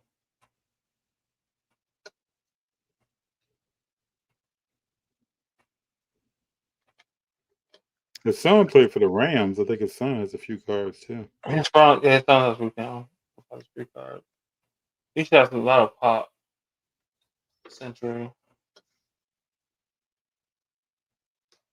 PSA 10, $40. What's the cert number on that card? I'm always interested in. What's that gem? Yeah, you see it? Yeah. 9, 8, 5, 1, 2, 3, 8. Pop 11, bro. Pop 11.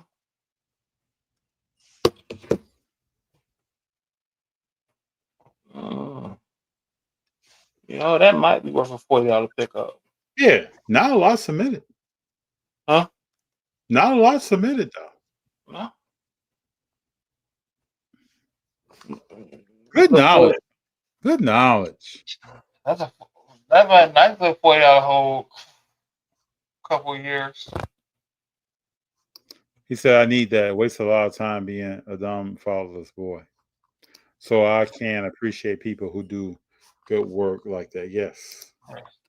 Yes. There's this one on ComC, 1991 Canada Games face to face, the famous celebrity guessing game cards, number 12, Denzel Washington. Yep. Great movie to me. I would love to hear when we're on week after week if you have seen come in on the high level. I don't want to do any I don't want to spoil it for anyone, but I plan to see it again.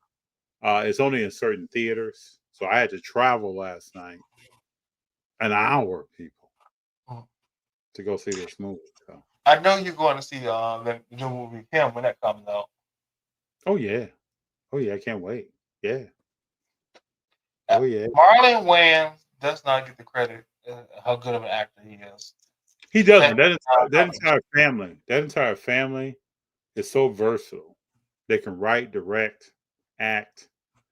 Yeah, he doesn't get because he can go from very silly comedy to a serious role to an action role. It pissed me off that he wasn't in the second G.I. Joe movie. That ruined the whole movie for me. I agree. Yeah, Tom, please check it out. I'd love to hear what you think. I plan to try to see it again, and it's also going to be on Apple TV Plus starting in September, I think. So I think that's why it may be in a certain amount of theaters. All right. So before we get out of FD, let's hit on this PSA. Yeah, let's go. What's up with PSA? The PSA and these repacks, right? Mm-hmm.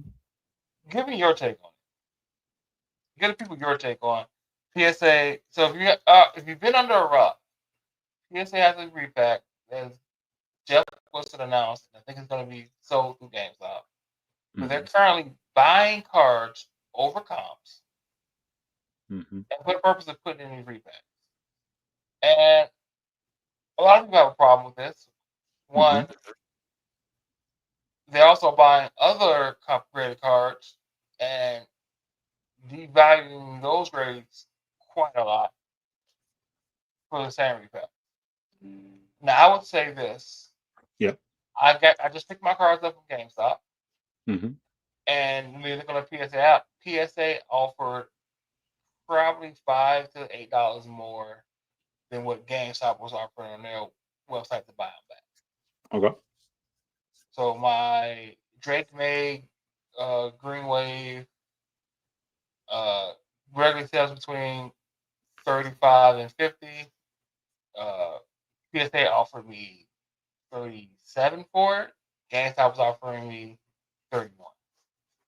Got a Jaden Daniels PSA 9 Green Emergent sells for about 20 to 25. GameStop offered me 17. PSA offered me 23. Mm-hmm. Just for everybody's kind of reference points.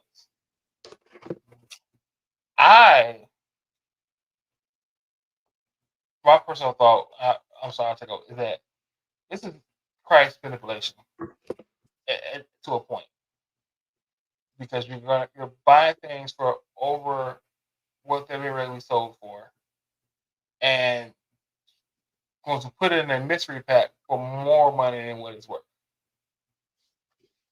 And I akin this to BlackRock buying homes during COVID. When they were the only people that can afford homes, they were overpaying for these homes just to sit and hold and resell or rent them out higher when COVID was over.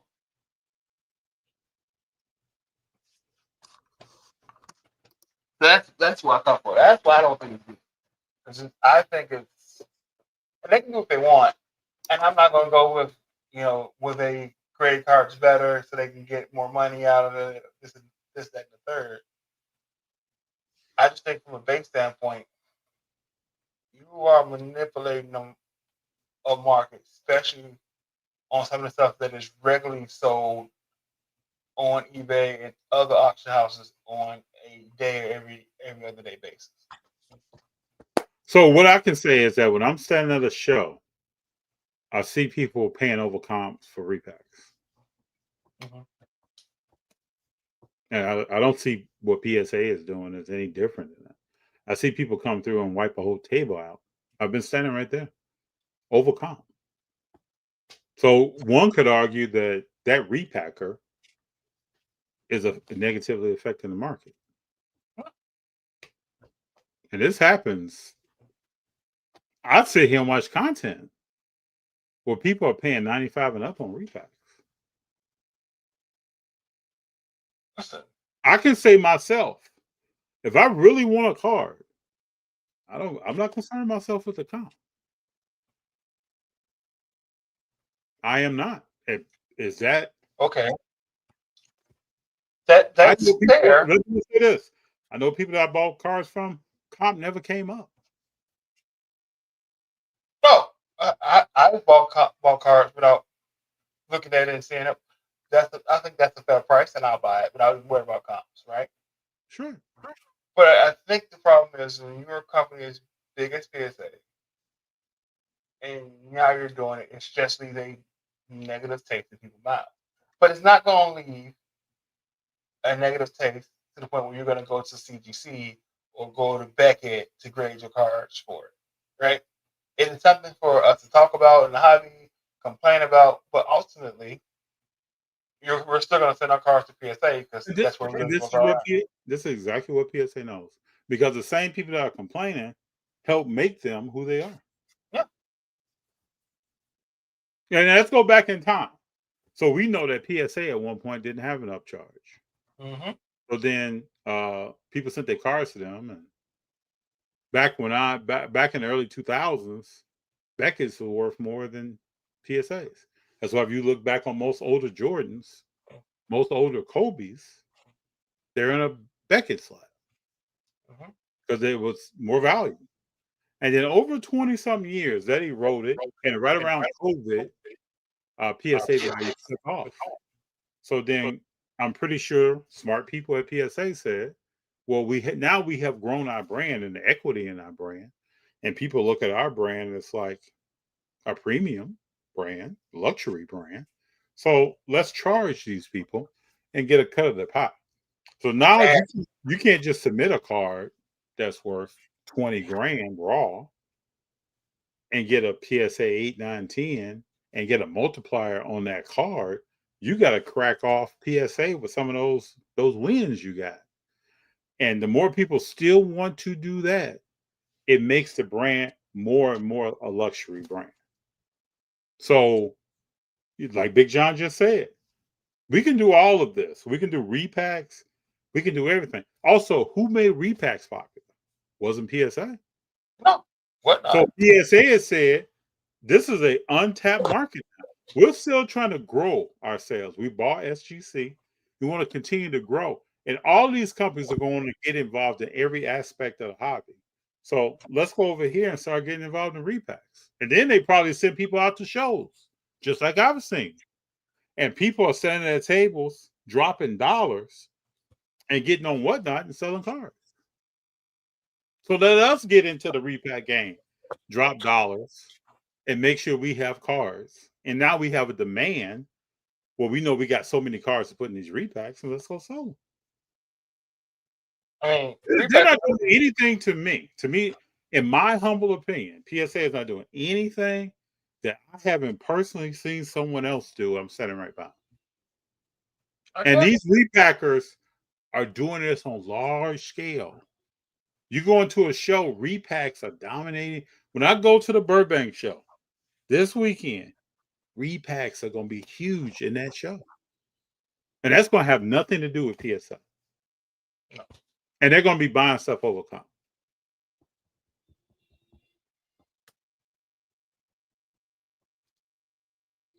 So why can't, if I'm running a company, if I'm running FD Collectibles, why can't I get a crack at that? Hey, repacks aren't for me. Well, I'll say this. I will give 222 cards credit. Because I watched their shows on Whatnot when they were on Whatnot. And they had a list of what was in it. And what was on their table, what people bought, that was actually in the packs that they were selling to people. You knew what cards you were getting, you knew what cards you had a chance at, and you could look at those values of those cards on if you wanted to. So I will give 222 cards that credit because I never more expensive for my taste, but I spent nights watching and just being in their Whatnot rooms and watching them do repacks.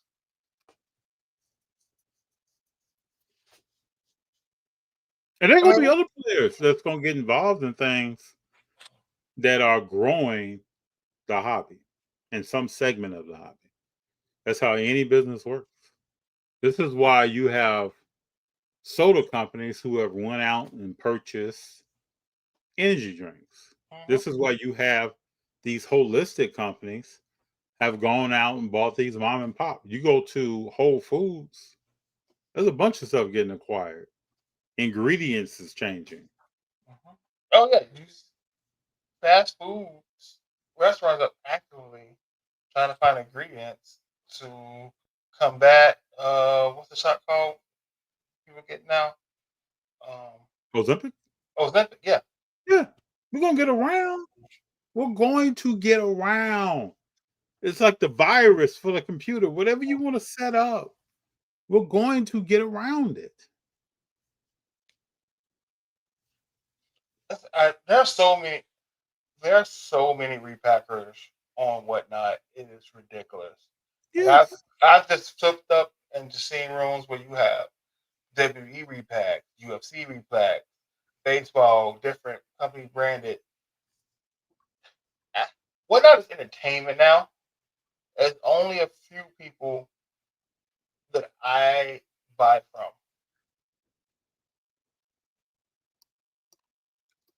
PSA is paying 15 to 20 per card to grade. Just getting crazy. Yeah, I mean. But again, no one has to grade with PSA. We choose to. No, with you, right? You don't have to grade at all. No.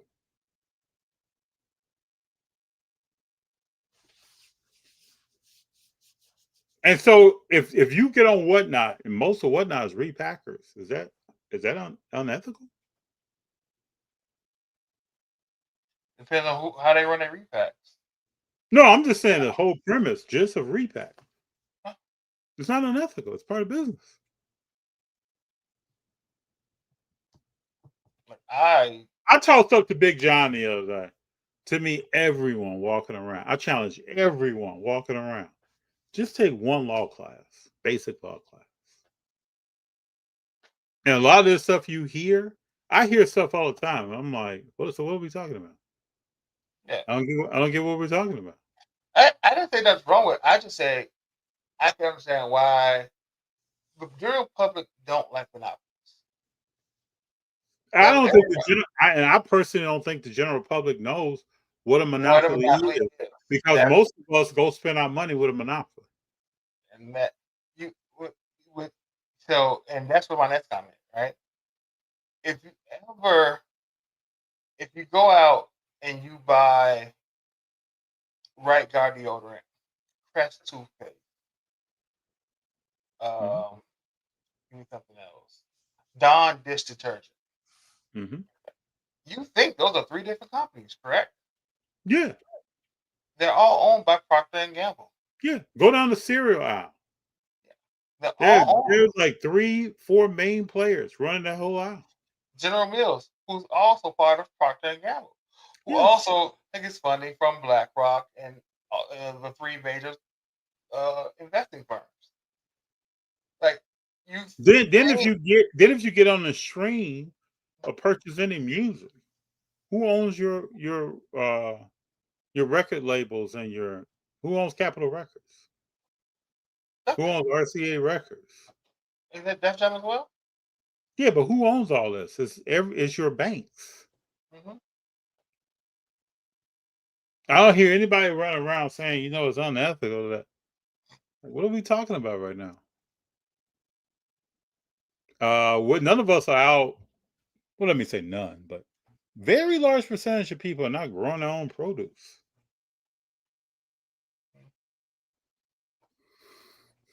I think if you ask me, I think people are upset that PSA came and dipped their little cold fingers into the money pot that folks were grading at a flat rate in 4, 5, 6, 7x.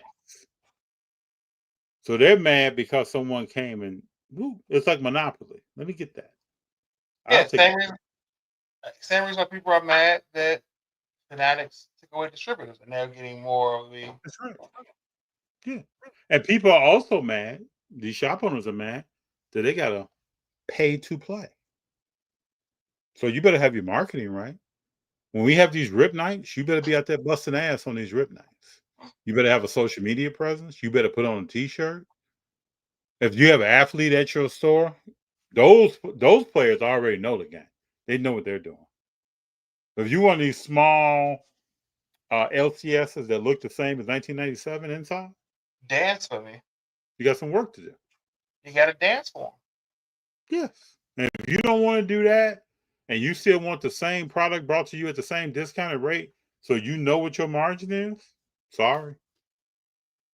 If you're doing nothing really besides selling the cars to help grow this segment, sorry. And those people are also upset because somebody is now they get their hands in your business model. They're all in here.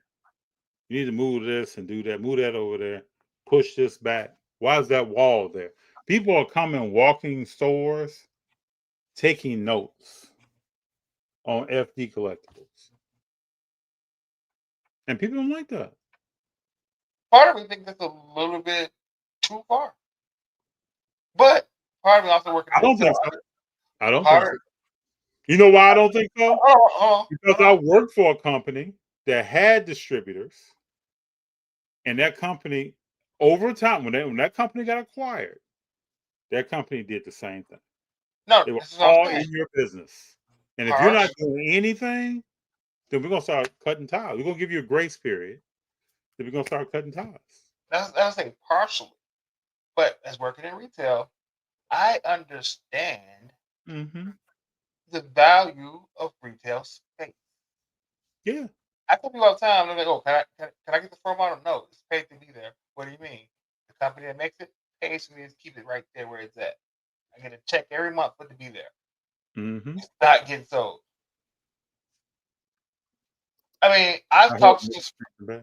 I've talked to some small shop owners with allocation and not Scott, but I talked to some I've been to, and they don't necessarily mind what's going on the game to play because they understand the rules.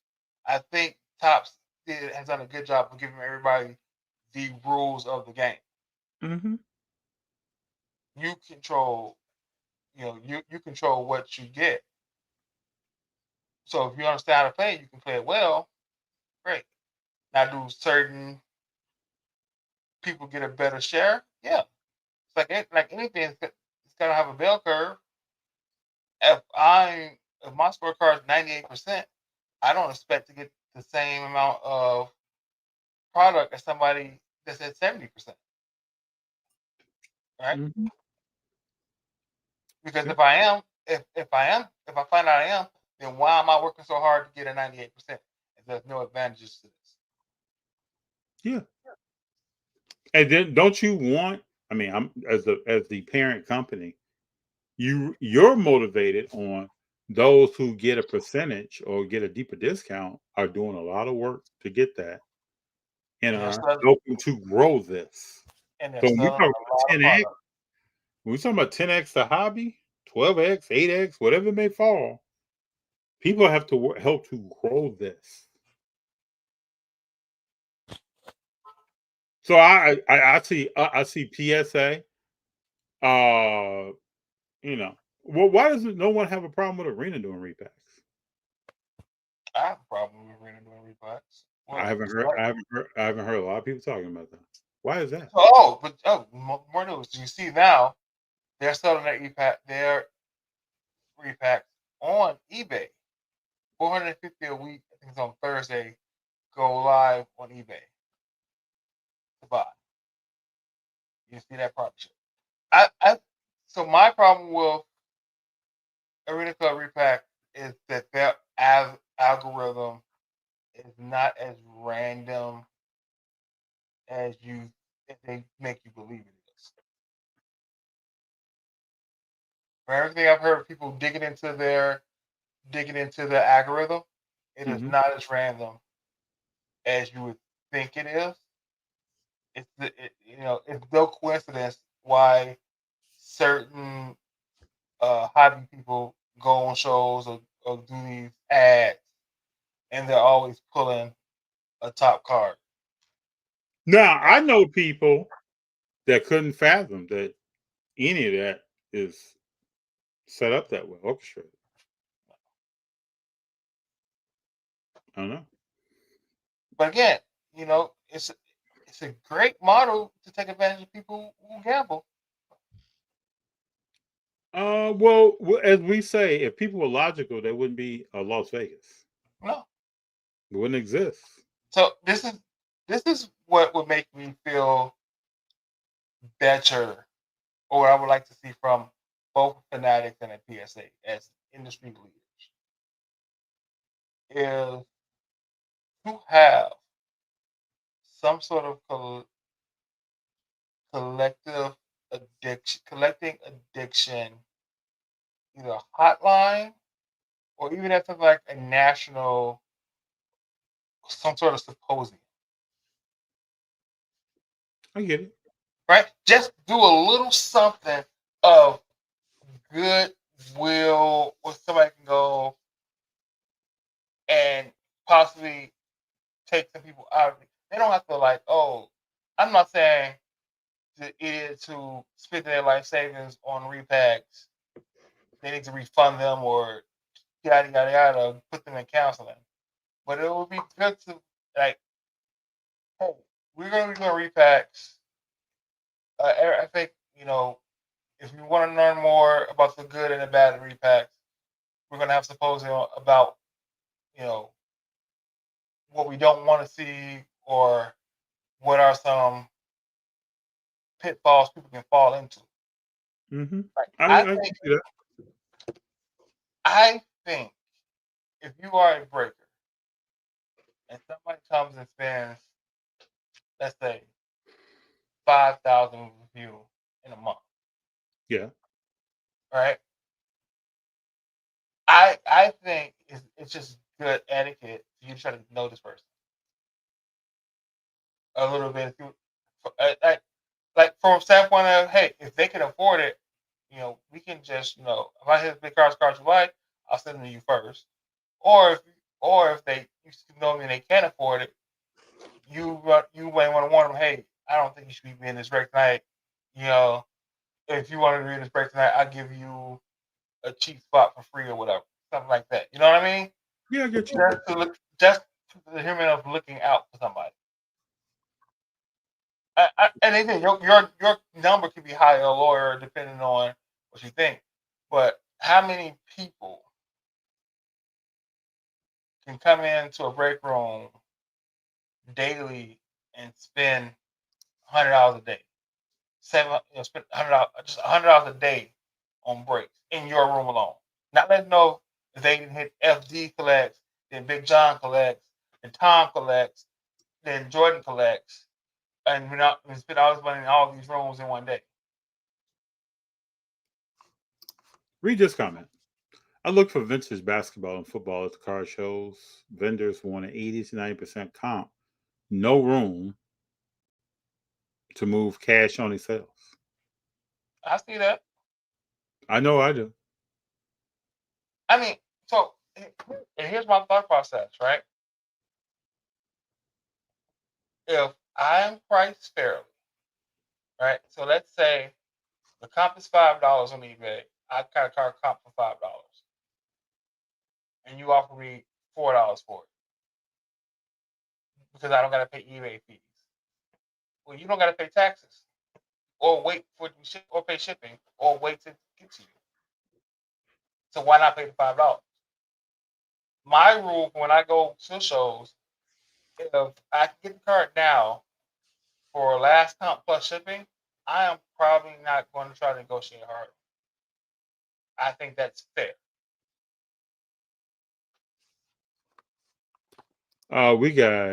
We train technology to take advantage of our natural physiological reactions. Seems super dark and dangerous to me. I always lean on this, Tom, and people that are here regularly know this. Self-control is the most important thing that you can practice. Self-control is only going to be controlled by self. There are people out here every day in every aspect of life. You earn your money. Somebody's trying to take your money. So, the thing that I have established over time, and it's pretty much bona fide, is if you watch the sport, you kind of eliminate a lot of this. You don't really worry about certain things. Like when I first heard what repacks were, that doesn't even come up on my radar. I understand why it is there. I understand why it's a growth engine in the hobby. I get all that, but it's not a part of my stratosphere. I mean, if you come into the hobby and you're spending money without doing research, I cannot feel sorry for you for getting taken advantage of. That's a large part of the hobby, Big Jon. Right. I can't feel sorry for you. Like we talk about. If you're 16 years or older, cannot feel sorry for you. Did not Google something, ask questions, figure it out. Well, how would you explain that people buying JJ McCarthy right now? You're prospecting. You're guessing. No, you're guessing. You're not even prospecting with that. There are certain players that you're not even prospecting. You're just straight down the water slide. FD, you're prospecting. The people that draft them. But Big Jon, every young player is not a prospect, Big Jon. Yes, they are. No, they're not. Every draft pick is a prospect. Zach Wilson is not a prospect. He was a prospect. He's not a prospect. Kyle Trask, He's not a prospect. He's not. He was. He is not.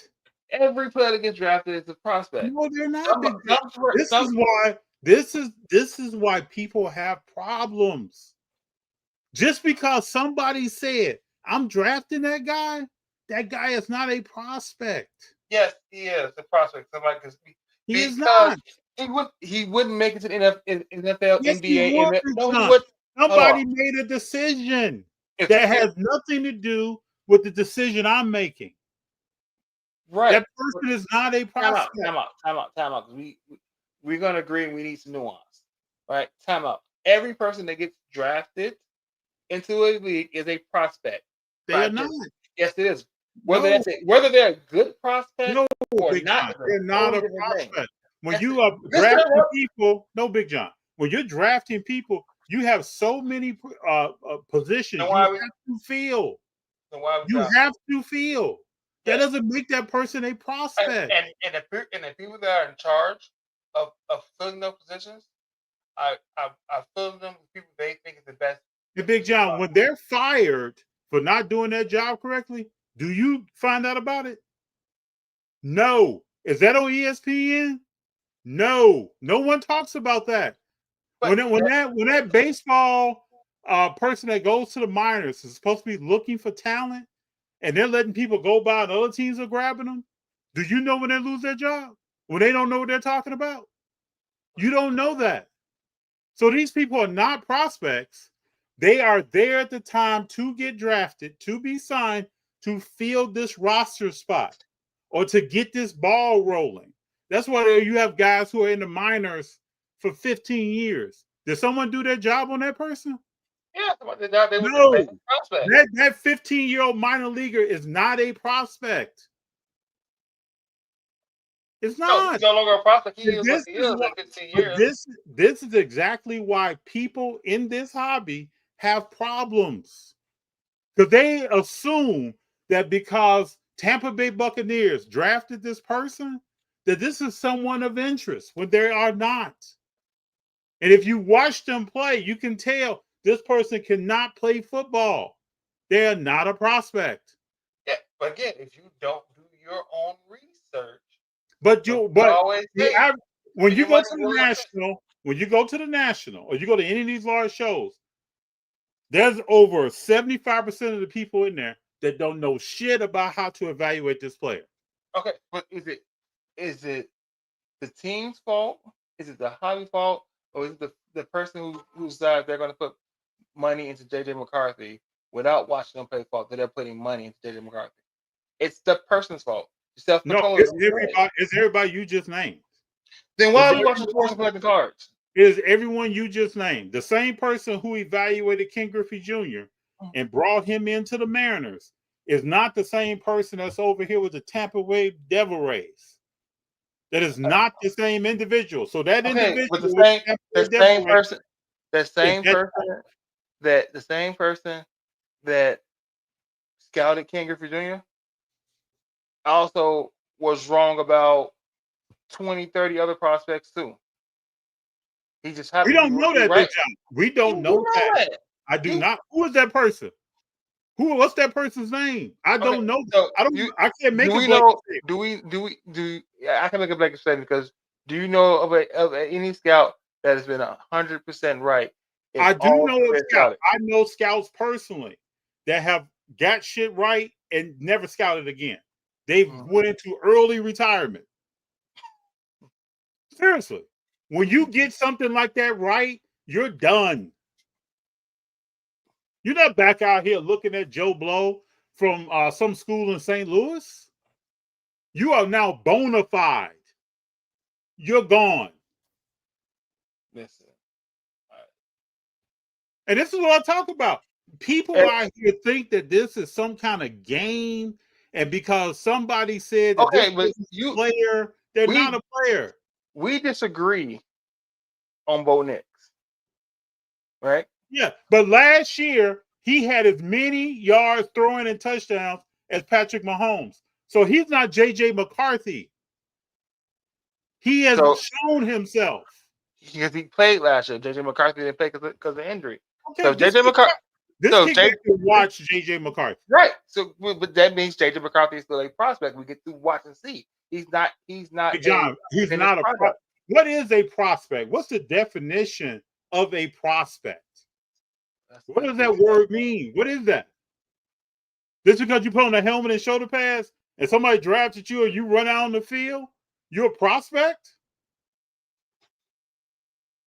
No. Hey, definition of a prospect: a person regarded as likely to succeed. No, To stop right succeed there. or have Stop right there. Stop right there. That's the definition of a prospect. Mhm. That is not JJ McCarthy. That was not Zach Wilson. That is not Kyle Trask. We could go on and on and on. These people are not prospects.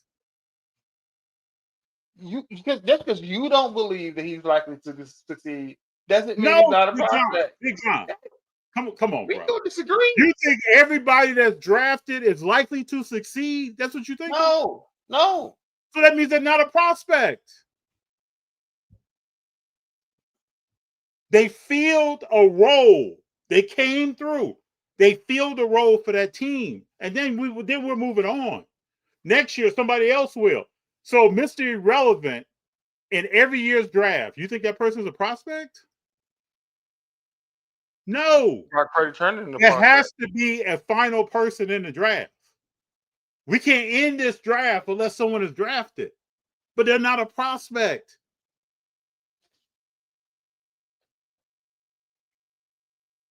Okay. We disagree. So you think 199 guys in the NFL draft are all prospects every year? Yeah. And they all get fizzled out. Either They're good not. or a bad prospect. They're not even there for that purpose. They're not even there for that purpose. There are guys that will get drafted, come to camp, and go straight to the practice squad or get cut. There are people that have no chance of making this team after they get drafted. Zero. They're not a prospect. And this happens on every team every year. Right now, last week we had 94 players. If Shador gets cut and goes to the practice squad, he's not a prospect. If Shador gets cut, he's a prospect because he will be signed by another team. Shiloh Sanders. How do you, the same person who was basically inspired to fall to the 5th round, you cannot blankly say he will be picked up by another team. He will be picked up. Shiloh Sanders is the person that's not a prospect. He will probably be on the practice squad or cut and may not ever be picked up. Brennan, I disagree with FD every week on something. I ain't worried about That's it. cool. But, bro, I live and follow sports, bro. I do too. I know when guys are getting drafted, they're not looked at as a prospect.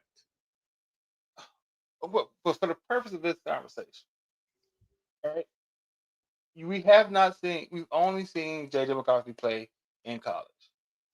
Okay. Right? So we get to see him this year play in the NFL. There are some of us who see now there are Tom some of us that can look at a player early and say that motherfucker right there is trash. I don't care what ESPN says. I don't care what Fox Sports says. I don't care what anybody says. Zach Wilson, from the time he ran onto a field, was trash. I don't care how many games he started. I don't care how many coaches got fired. They were trash. I said Caleb Williams was trash last year. You know it. I looked at his footwork. Right. I get it. But Caleb Williams is by far better and in a better position than many people that are drafted every year. Hundreds of people that are drafted every year. So Tom had the statement of the night. Bronny Jr. not a prospect. I agree with that statement. He's not a prospect. I agree with that statement. Okay, but he was drafted. Yeah, I agree with that statement. Again. And if he wasn't such a person that we know who he is, he wouldn't even be in that position. But he is not a prospect. But my point is, saying like I said, so you saying everybody's not a prospect, you cannot guarantee that somebody else will pick up Shador He gets to the practice Shador will squad. be picked up. They should. Shador will be picked up. Shiloh will not. They should. Every inkling says that he should get, but that's not 100% guaranteed. I said this earlier. If anybody's watching football, Shador Sanders getting picked up. Okay, but you just said these same people that watch the football can't evaluate talent to draft people. No, So I said every team. No, I said every team that's out there has a history and a track record of not being a good assessors of talent. There are many teams that will never win, never get to the playoffs, haven't been there in 30 years. They don't assess talent well. So even if they draft somebody, what is that really saying? If they hire a coach, I just said to somebody the other day, if you look at the Cleveland Browns, everybody in their front office has done nothing. Everybody that sat down, their GM went to Harvard. He's done nothing in football. Everybody that sat down and said, okay, this is who Shador Sanders is, they've all done nothing. So if they evaluate him as a 5th round, who cares? They are 6th round, 7th round coaches. They're 10th round front office. Okay, so what about the other 29 teams that don't fall to the 5th round? Did they have? So if they let him fall, there's no guarantee, Big Jon, that any of those teams even evaluated him. Let's not think that every team is evaluating every player. That does not happen. I mean, only the teams that think they're going to. A player that was top 5 on 90% of everybody's board. They didn't. Other teams that give We don't know that, Big Jon. We don't know he was. It's a lot of things that we don't know. We don't know. We don't know the truth why he fell to the 5th round. We don't know that. We know. And we don't know if every team even evaluated him. Watch film on him. Talk to Colorado coaches about him. What we do know is that NFL owners will collude. We do know that for a fact. It's been proven they just tried to collude with the Deshaun Watson contract and the Lamar Jackson contracts. And we know they colluded against Colin Kaepernick, right? So we do know that for 100% fact that the NFL owners could collude to not have Shador picked up. So if that is 100% the case, though, why would Cleveland draft him? I'm not saying this. What I'm saying is we do know they can do that. Mm-hmm. They're not above it. That's why I say it's not 100%. If he gets picked up by another team, I'm just saying he will be picked up by another team. I hope so. I believe he would. He should. But what I would say is that the only sport I believe you should prospect card-wise in is baseball. But why do you say that? People say that. Why do you say that? Why do I say that? Because you can prospect for as cheap or expensive as you comfortable with, right? And nobody has to hit the same year. It could be 3 to 5 years before prospect. But you know the NBA is going like that too. There are players that you won't know about for 3 to 5 years in the NBA. Yeah, but I think it's going to be harder to prospect in the NBA because they play right away, so their values dip quick. So as much as people are going to tell you you should have got Jesus Made in last year's Bowman, right? There's going to be 3 or 4 people who come up in 2027 that if you got their cards, you're going to make money off of. You're going to be able to sell it. You're going to be able to buy a card today, a refractor auto for $10 today, right? And when they get up in 3 years, be able to sell it for $50 to $100 raw or more if you have to grade it, right? And that happens. That has happened regularly over the past 5 to 10 years with baseball. I think when you talk about the Cal Trask, the Jacob Easons, the Spencer Rattlers, the Zach Wilsons, you have product season to make money off of. That's it. you in baseball prospecting, it is a long-term game and a long-term outlook you have to have. Right? For every Juan Soto, Julio Rodriguez, Jackson Merrill, Jackson Churio, and what's the other? Jacob Mizorowski. Yeah. Right. So this time last year, matter of fact, this summer, you could have bought a Jacob Mizorowski to 250 non-auto first bowman for $25. Right. Mm-hmm. Graded and sold it for $350 during when he came up. You in baseball, you can go for as little money as you're comfortable with, or as much money as you're comfortable with. And you're going. If people say, "Well, what about Wander Franco?" Well, guess what? When Wander Franco got to the majors, if you sold him at call up, whatever happened afterward didn't matter to you because you did what your plan was. You bought him preseason, you bought him spring or when he came out, sold him when he got made to the team. His off the court issues don't matter unless you were trying to long term hurdle him thinking he's going to be the next Ken Griffey Jr. We know in this hobby that once you turn greatness, your card value goes down. If you don't have the hype train behind you, and I want to say great, once you turn good, your card value comes down. When you have, because of the hype train, as long as you have a hype train around you, you're good. But once you become Mookie Betts, Mike Trout, Shohei Ohtani is in greatness category, right? You got to remember, there's a time when you could have bought an Aaron Judge first bowman auto for $3. Yep, they were very cheap. Right? So that's what I mean. If you're trying to prospect in basketball and in football, it's not to a point where you can do that and really see your money if you see your money back without being right 75% of the time. To me, I say that most of what people are talking about won't pan out. So if you're looking at a sport and you have some indicators of how someone should play that sport to be successful, no matter what other people are saying, if you think independently, you will still find those prospects, those real prospects, if it's in baseball, football, or basketball. But baseball just has a bunch of guys that are cheap price and you can purchase them, but you don't know if any of these people are going to pan out.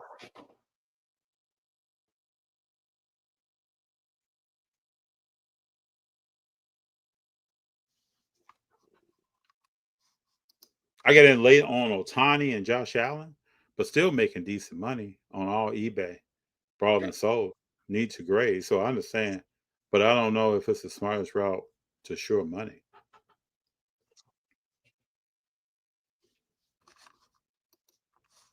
I just ask people, when you sit and look at a player, do you usually watch film on that position of that player?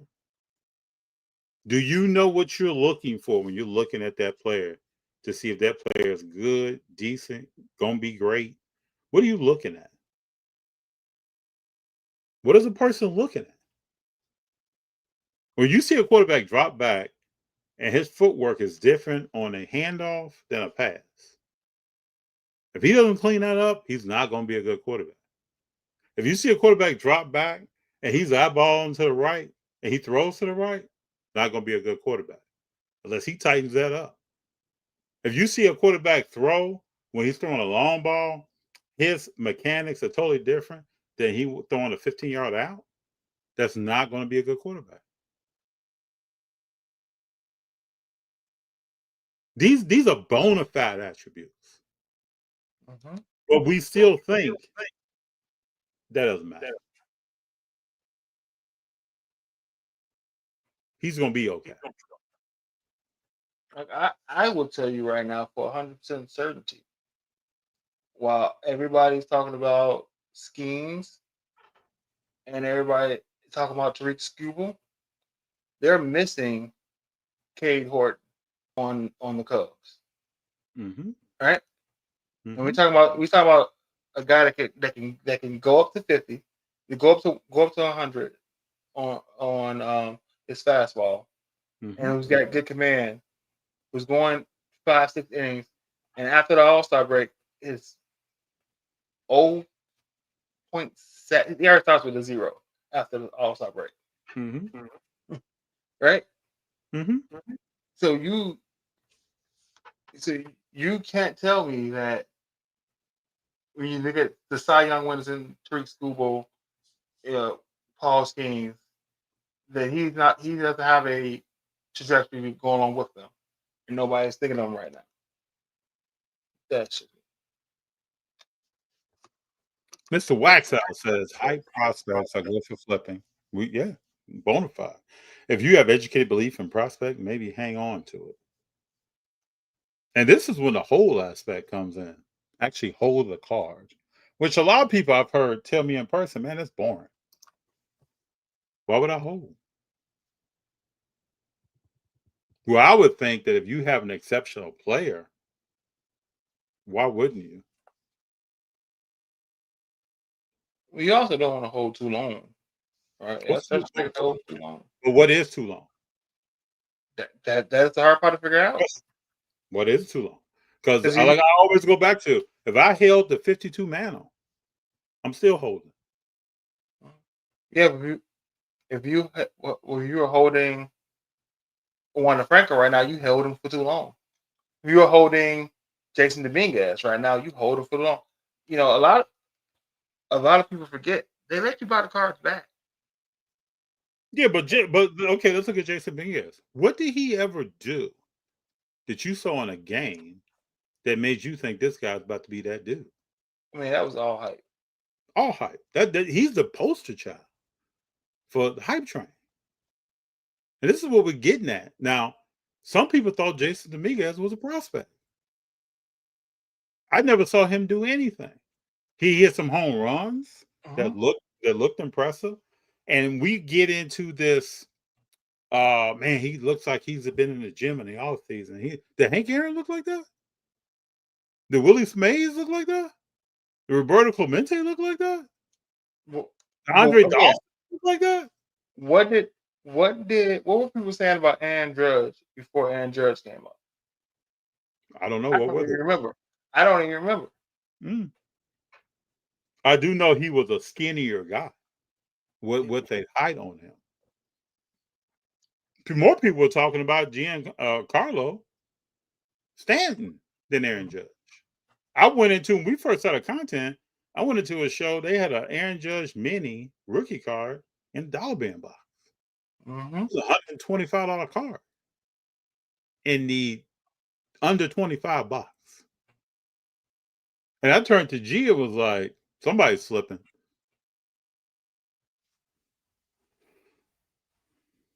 That's just a huge gap between the reality of sports and how people are analyzing sports and what people are talking about with Anthony Richardson.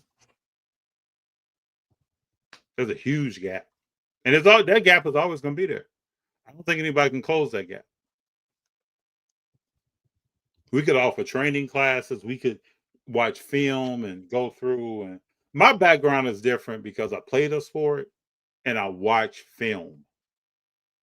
So now I sit and watch gameplay film over and over and over and over and over again. I watch game after game to see is this dude for real? Is this young lady for real?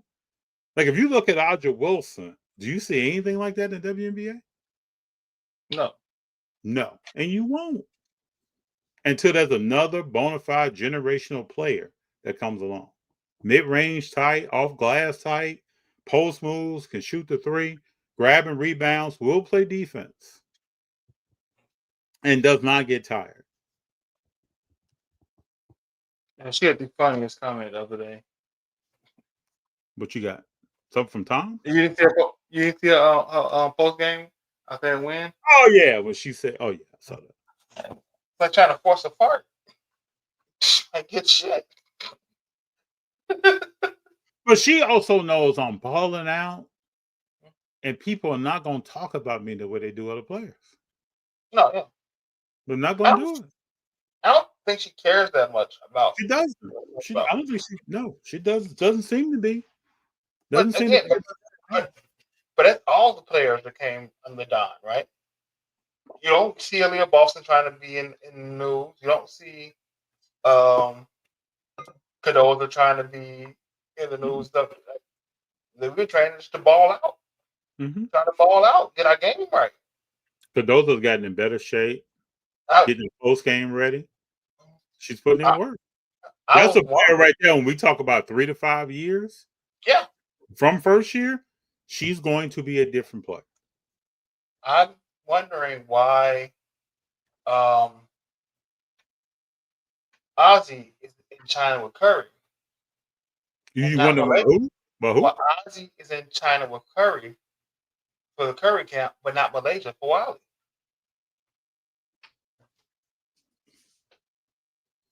And you know how I think highly of Malaysia. But for Wiley, she does her own thing. Yeah, but she's also the first woman signed to his brand. I agree. Sure. So why is she not out there? But you see her attitude. You see her having coachability issues with Don. Yeah, and Curry's not going to tell that story. I know. And you see her.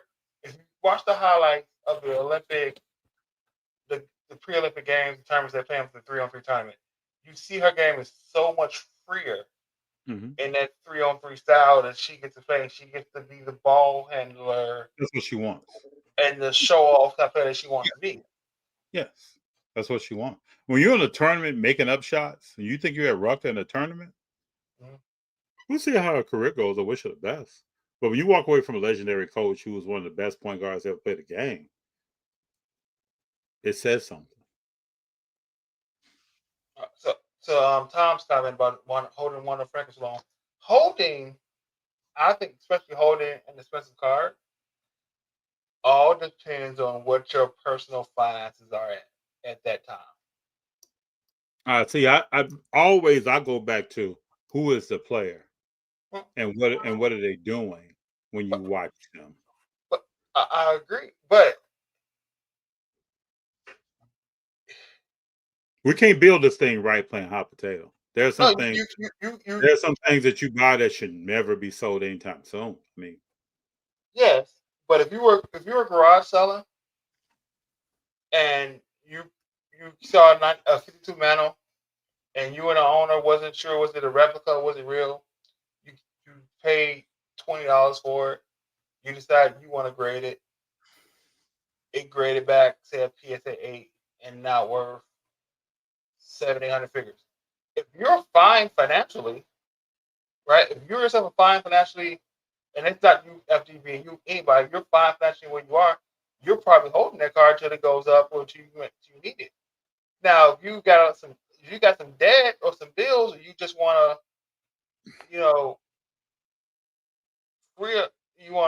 be able to free up some money or make some life changes, taking that couple $1,000 now, the value of the money today now, you may take the opportunity, right? Yeah, so that's every asset though. That's you can sell your stocks. You can cash out your 401k. You could that's always there. So I think with valuable stuff, especially valuable stuff of a player you're not connected to, right? Mm-hmm. Just like it's hard for you to just get rid of a Curry or a Shea with just getting money back for it. It'll be hard for me to get rid of a high-end Montez Ford or a high-end Roman Reigns or a high-end Kobe White, because I'm attached to those players and those figures. Yeah.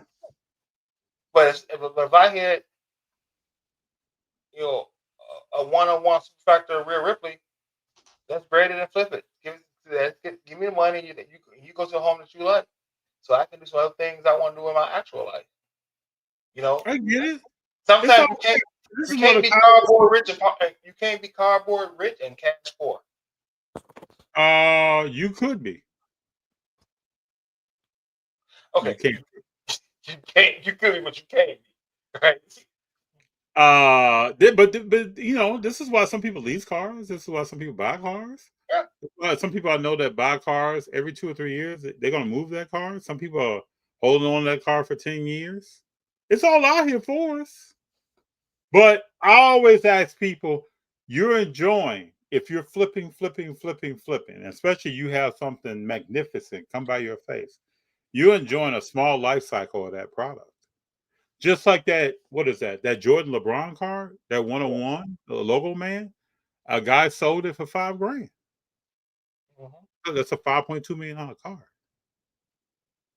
So he enjoyed a small life cycle of that car. And that's cool.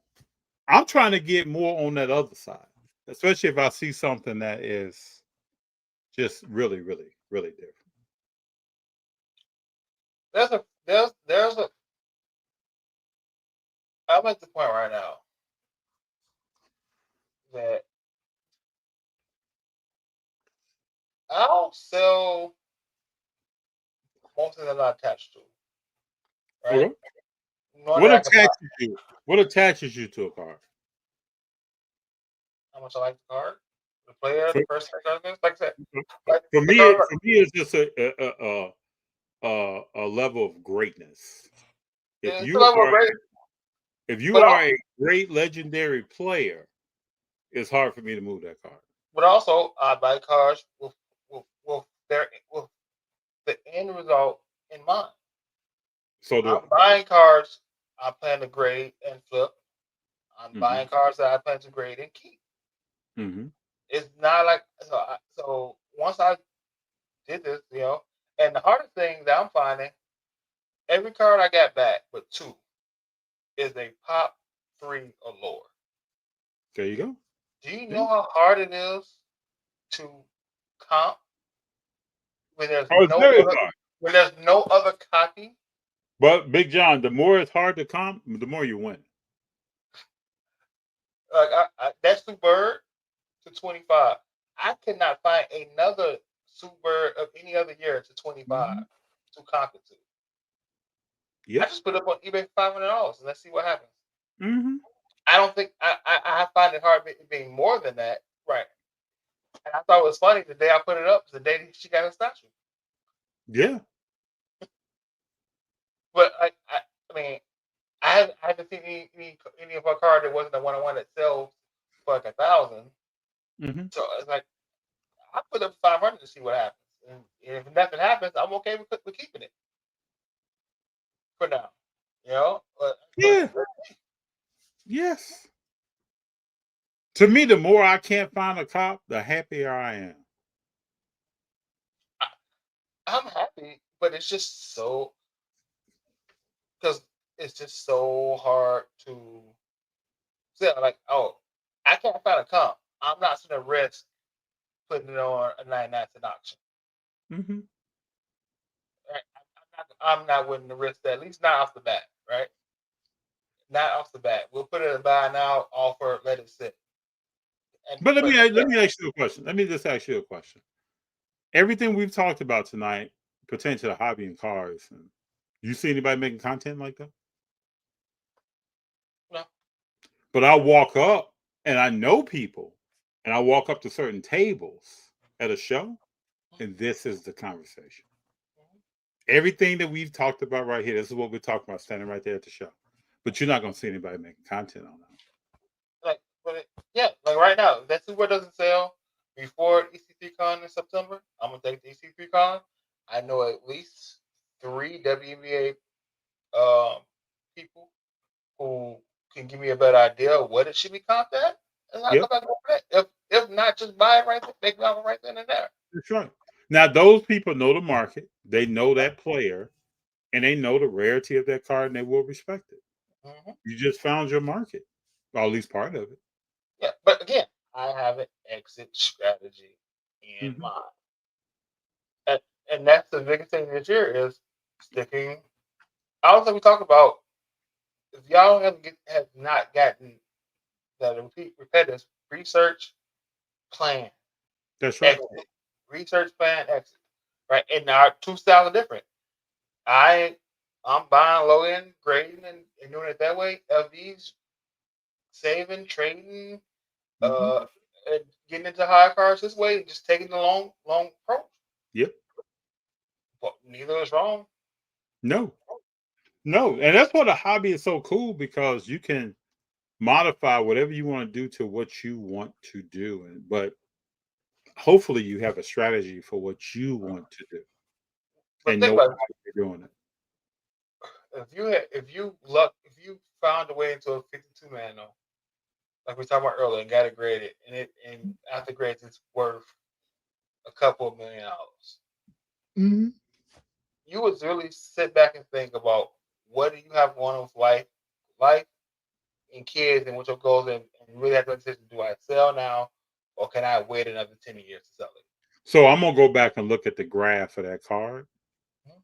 And at the age I am right now, Mhm. I'm not selling that card. Because you know that card is going nowhere but on that angle. It's going to continue. So as soon as I sell, it's like buying a car and driving off the lot. As soon as I sell that card, I can benefit from whatever the proceeds are. But I know a month, 6 months, 2 years from now, the dollars are going to be more. Now, I like to talk about the 52 mana card because it is and there are other cards. There are But several. yeah, it's a card that in the right grade makes you an instant millionaire. Yes, and in any grade, I saw a PSA 1 for a crazy amount of money. In any grade, you only come up. And even that PSA 1 won't go down drastically. No.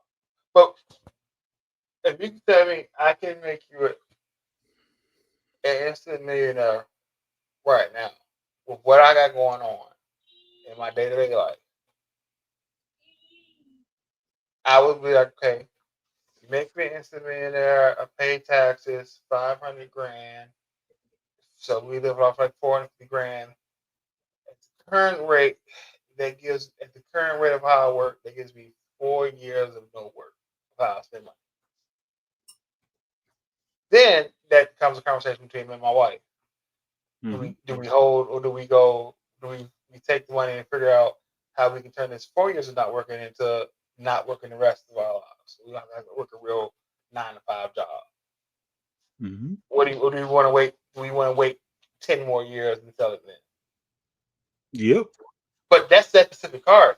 It's hard to say, okay, I'm gonna pull out of 5 Steph Curry from 2025 product and saying like, wait, should I hold this card for another 10 years? What if for another 5, 10 years?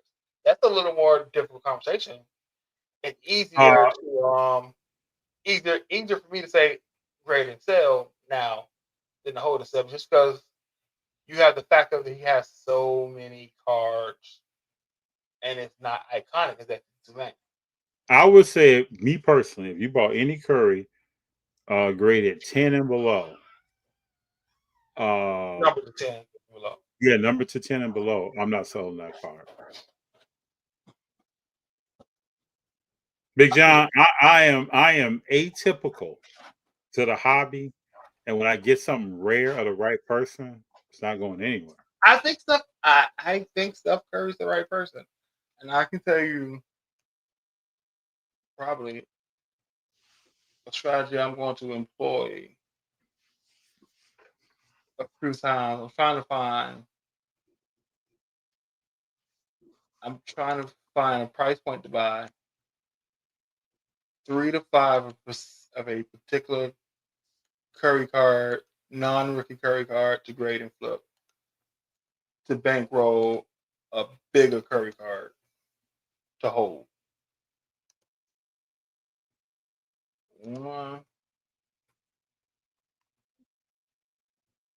Because every Curry card that I've graded and sold under 99 and better have sold really well.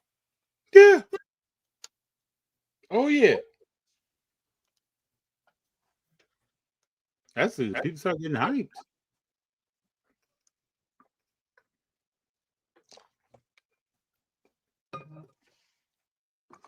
Tom says patience and self-control is the key to success.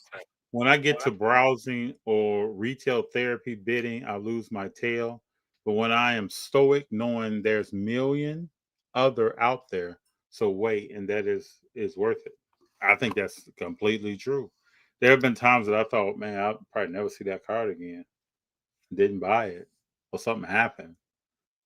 I remember early in the game, I would go to buy something on auction, and my bid didn't go through, so I didn't get the car. And then 6 months later, 8 months later, I see the car for sale. So you just never know. Just to me, if you just have your strategy and you're working your strategy, it'll keep you away from certain things, and then it'll bring certain things to you. Be patient. You can find steals. If you know your stuff, you can find stuff like random PSA 8, Jason Peters rookie card 499 for 40 on auction and sell for best offer for 140 and keep a backup for PC. Yeah, you can do stuff like that. I'm gonna find it now. Yeah. Mr. Wax Out. There are certain rare cards that if I have them, they are long-term holds. Because even in a bad economy, rich people will still pay top dollar. This is what I think. You just hold on to stuff if it's the right stuff. And a lot of people are employing this. They're just not talking about it. Tom, if you are doing well on Curry and you know that market is your thing, you know what you're doing. Yeah, we got some things to do though. We got Curry to get to 30,000. We got Curry to retire. There's still some other stuff, and then you got the retired Curry out there, and what that market is going to be like. Should be interesting. I know when I go to shows, I see a lot less Curry on tables, and I see a lot less Shea on tables. But those cards lot are less Shea. Wait, what's that, Big John? A lot less Shea. A lot less. You very rarely see it. People are thinking something. So I'm looking for the press proof net marbles Currys. It's the cards I'm looking for right now to grade, especially in color.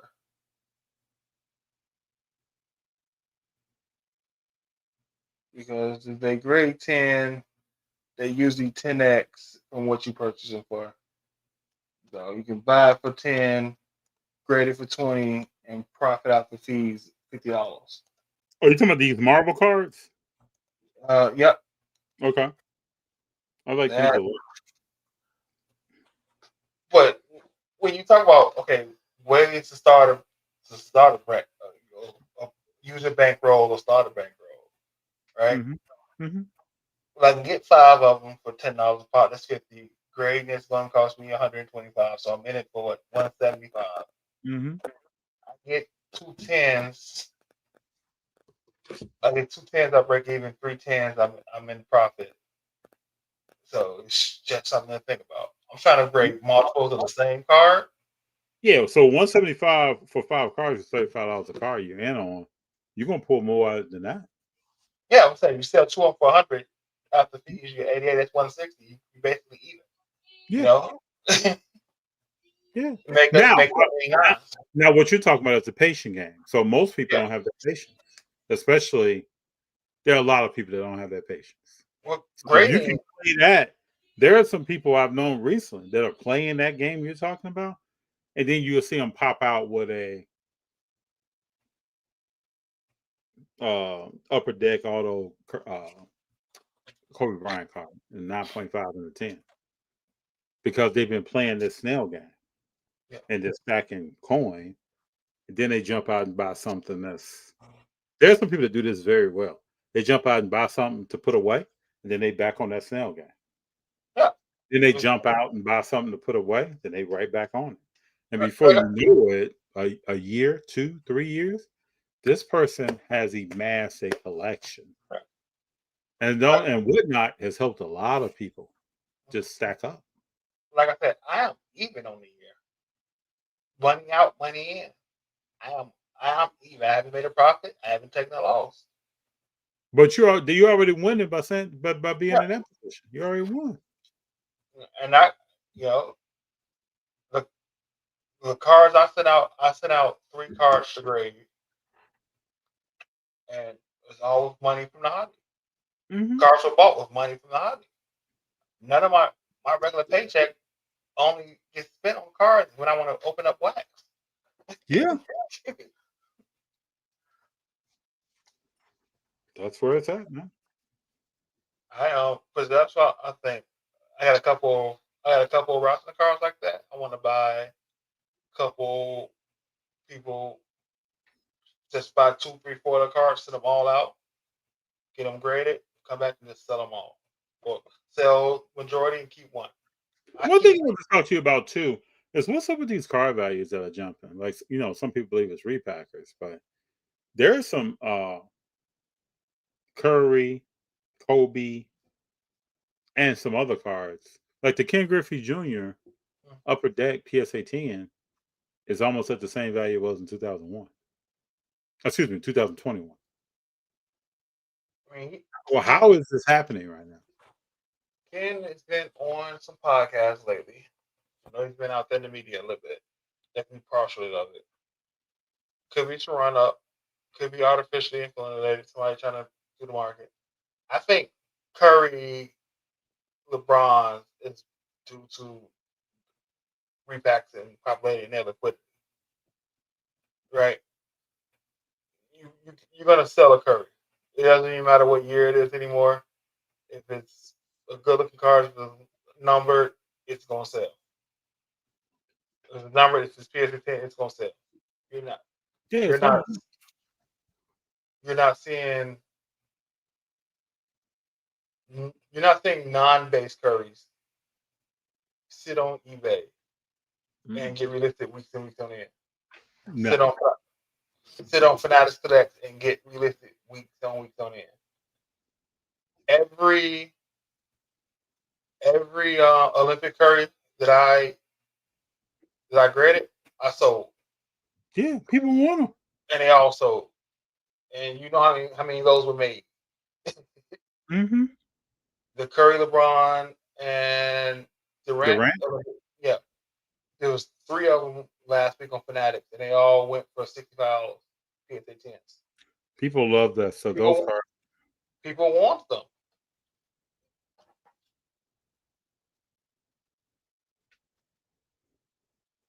The hobby. There's gonna be some more stories from this weekend. It's because I'm just out there prospecting. I probably won't be buying much. I'm just looking around to see what is being sold, what prices are being sold at, and that's all I want to know. I plan on walking and just talking. Same thing. You see some nice wrestling, see some pictures. Oh, I'll let you know. I know we had already talked about the one card. Yeah, I cash out real quick. definitely let you know. I'm pretty sure there's gonna be a lot of wrestling everywhere. We got Tom saying a few things here. I feel I've been able to double or triple my experience and value in and out with cars last few years, learning to sell on eBay. It's experience and gaining knowledge, not just cheap talk. I notice a ton of my watch items and in my eBay card are being bought out, run out of room in both. Sales did pick up for me in the last month. And before that, I be down compared to previous year for me. My eBay sales are picking up just because I'm proud of myself. I put over 75 cards on eBay this month. Oh man. Okay. I think I'm getting the benefit of getting into the algorithm. It's also a reason why the cards I just picked up, I buy it now, is because I don't think I'm highly in the algorithm yet because I haven't been posting daily. Okay. But my preferred time to list a card, to have the auction end between 10 and 1 a.m. Eastern Standard Time. I agree with that because that will put you at between 7 and 10 or 11 out here. Yeah. That's when I like to buy cards. So I will agree with that. I'll even stay up sometimes. So I may stay up to 3 o'clock your time or And something. most of the cars I sell into Cali, Texas, and the Midwest. Yeah, I don't have that many East Coast sales. we're coming for it, baby. Coming for it. Big John, I love to have these conversations with you, man. They're always, most people you're talking to will shy away from getting into. I think everyone was shocked how we disagreed earlier. I'm like, we disagree every week. We can disagree. There's no problem. This is what's to play. Like we're having real conversations. We can disagree. I can say this. I look at sports as if I damn near work for a team. I sit and look at film. I'm up for hours each night looking at film on play. Now, I could be wrong. There are people getting paid for it as being wrong. But I feel like I'm gonna get paid on the card level if I get that thing right. And so I'm there watching and I'm looking and I'm asking myself some questions. And sometimes if a player is kind of borderline, I'll come back later, let them pick up some skill set and still be watching them to see what's kind of going on here. All right, the one big thing to me is a player coachable. Can you take feedback and do something with it? Or are you like, which is a lot of modern players today, I'm good. I don't know who you're talking to. Oh, you sound like Anthony Edwards. Yeah. No, You you talking sound like about John who? Morant. You sound like John Morant more. I'm good in the West. Yeah, I'm good. All that. Tom, you can get a lot of value out of putting that time in. Exactly. Yeah, I put it in every day. And this is the stuff that's not glamorous, like, But I love watching film from when I played. To me, you learn a lot about your opponent back then, and you learn a lot about what is someone doing. Especially the post-game interview tells you a lot about mindset.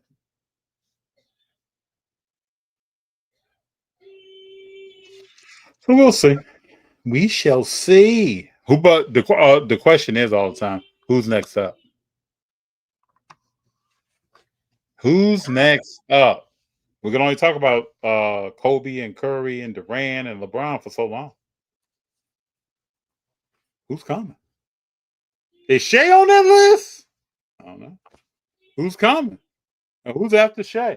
Who's first, second, third year right now that's about to be bona fide? And another 6. Don't know. I definitely do not know that. But I'm trying to find it out. Yeah, you got to be willing to be humble and learn and see what you see. And I just basketball season. You gotta make a move, man. I'm going to say this, Big John. There are going to be some players this season that are going to shock us. All of us. Like, man, ain't no so-and-so have that game. It's coming. I don't think anybody on the Bulls is gonna shock me this year. Oh, probably not the Bulls. Do you know they only got 3 national games this year? 3. I don't think they should have more than that. I feel like I'm back in the Eddie Curry, Tyson Chandler days. Yep. I don't even know if they should have more than that. Bulls need to really step their game up. Get some real ballers in there. Shake up their front office. But Reinsdorf, you got Reinsdorf on that, so that's the Jerry Jones of basketball.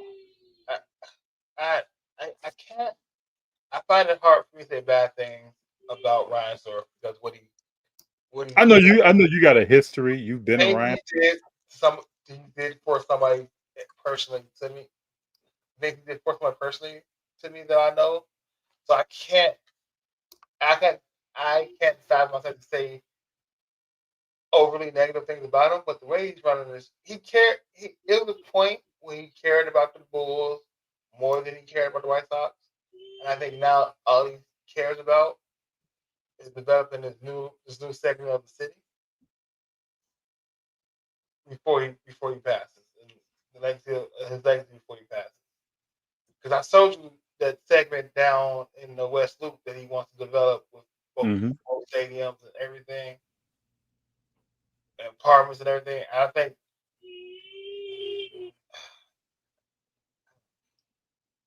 But I personally, I've met him, I've talked to him, I shook his hand, I had a conversation with him, and he's helped people close to near me out when he didn't have to. Yeah, I get it. So when he had no obligations to have to. And so I understand. Jerry Ryan. Well, Big John, I don't want to keep you all night, bro. It's always a pleasure to be on here. I'm gonna really put some work in to try to get some guests. I don't know if you know, but I sent a few invites out. I've not heard back from people. I'm thinking some people might be at the national. Some people might be at the West Coast Card Show. I plan to talk to them about probably some of the people I sent some invitations to. I haven't sent any invitations to anybody in a while. But I don't have no real reason why. Not. I've been enjoying just two of us. So yeah, it's been good. It has been good. We have. Oh, realize we're 2 months away from 1 year. Yes, in November. Should be a good time. We got to plan something nice for that. Yes, I think that'll be. I mean, just the fact to be at the number of podcasts that we've done is, when you start, you don't really have you want to keep going, but it's good to be able to. It's nice to be able to do this every week. I didn't realize when I started, I enjoy this every week. I enjoy it every Tuesday. It's great. It's a highlight. Gets me through my day. I think about some things that I want to talk about, so I'll jot them down, and I can see something during the week, and I'm like, I can't wait to Tuesday to talk about that. Yeah, we got to talk about it. And we have informed conversations, so a lot of times you'll hear awesome. Some of the same conversations on other shows. But we have informed conversations. Yeah, I got the soundboard back tonight in the mic, so I hope I was very cool. Very cool. Next week, I plan to have back our all of our banners and everything else. So working on that as well. You got to get Chris on, and because we can teach me how to use Carl Ladder a little bit better. Yeah, I mean, I'm pretty sure you'll teach me because I used to use Carl Ladder a lot about 3 years ago, and then I haven't used it as much. But I love their data, information, their graphs, all that stuff. Mm-hmm. Right. But I'm going to send a note tonight to Chris Hoge and see if we can get him on. He's always a big Dallas Mavericks fan, big Luka fan, big. He's an LA fan now. Big Joker fan. He has some nice cards in his collection, man. He brings a lot up to the national. Mm-hmm. Very nice. But Big John, it's always good having you, bro, and being on here with you. Tell your family, say what's up. Everybody that's been in the chat, I appreciate you all for being here. It makes it fun and exciting. Tell a friend about what's to play. Last one. Donovan Mitchell and Cavs going to run it again this season. Tom, it's not going to happen. Not happening. Not happening, bro. It's okay if Donovan doesn't win a championship. Nothing wrong with that. It's okay. Yeah, he's going to be like Patrick Ewing. It's just okay. Let's see if Big John comes back on here. Mr. Wax. Hope you have a good night. I hope everybody has a good night. Make sure that you all keep rolling. Have fun. Talk to you soon. Next time we're together, I'll give you a testimony of what I saw at the West Coast Card Show. For sure. Peace. Hold on. Let me get out of here. Where's the button? There we go. Peace.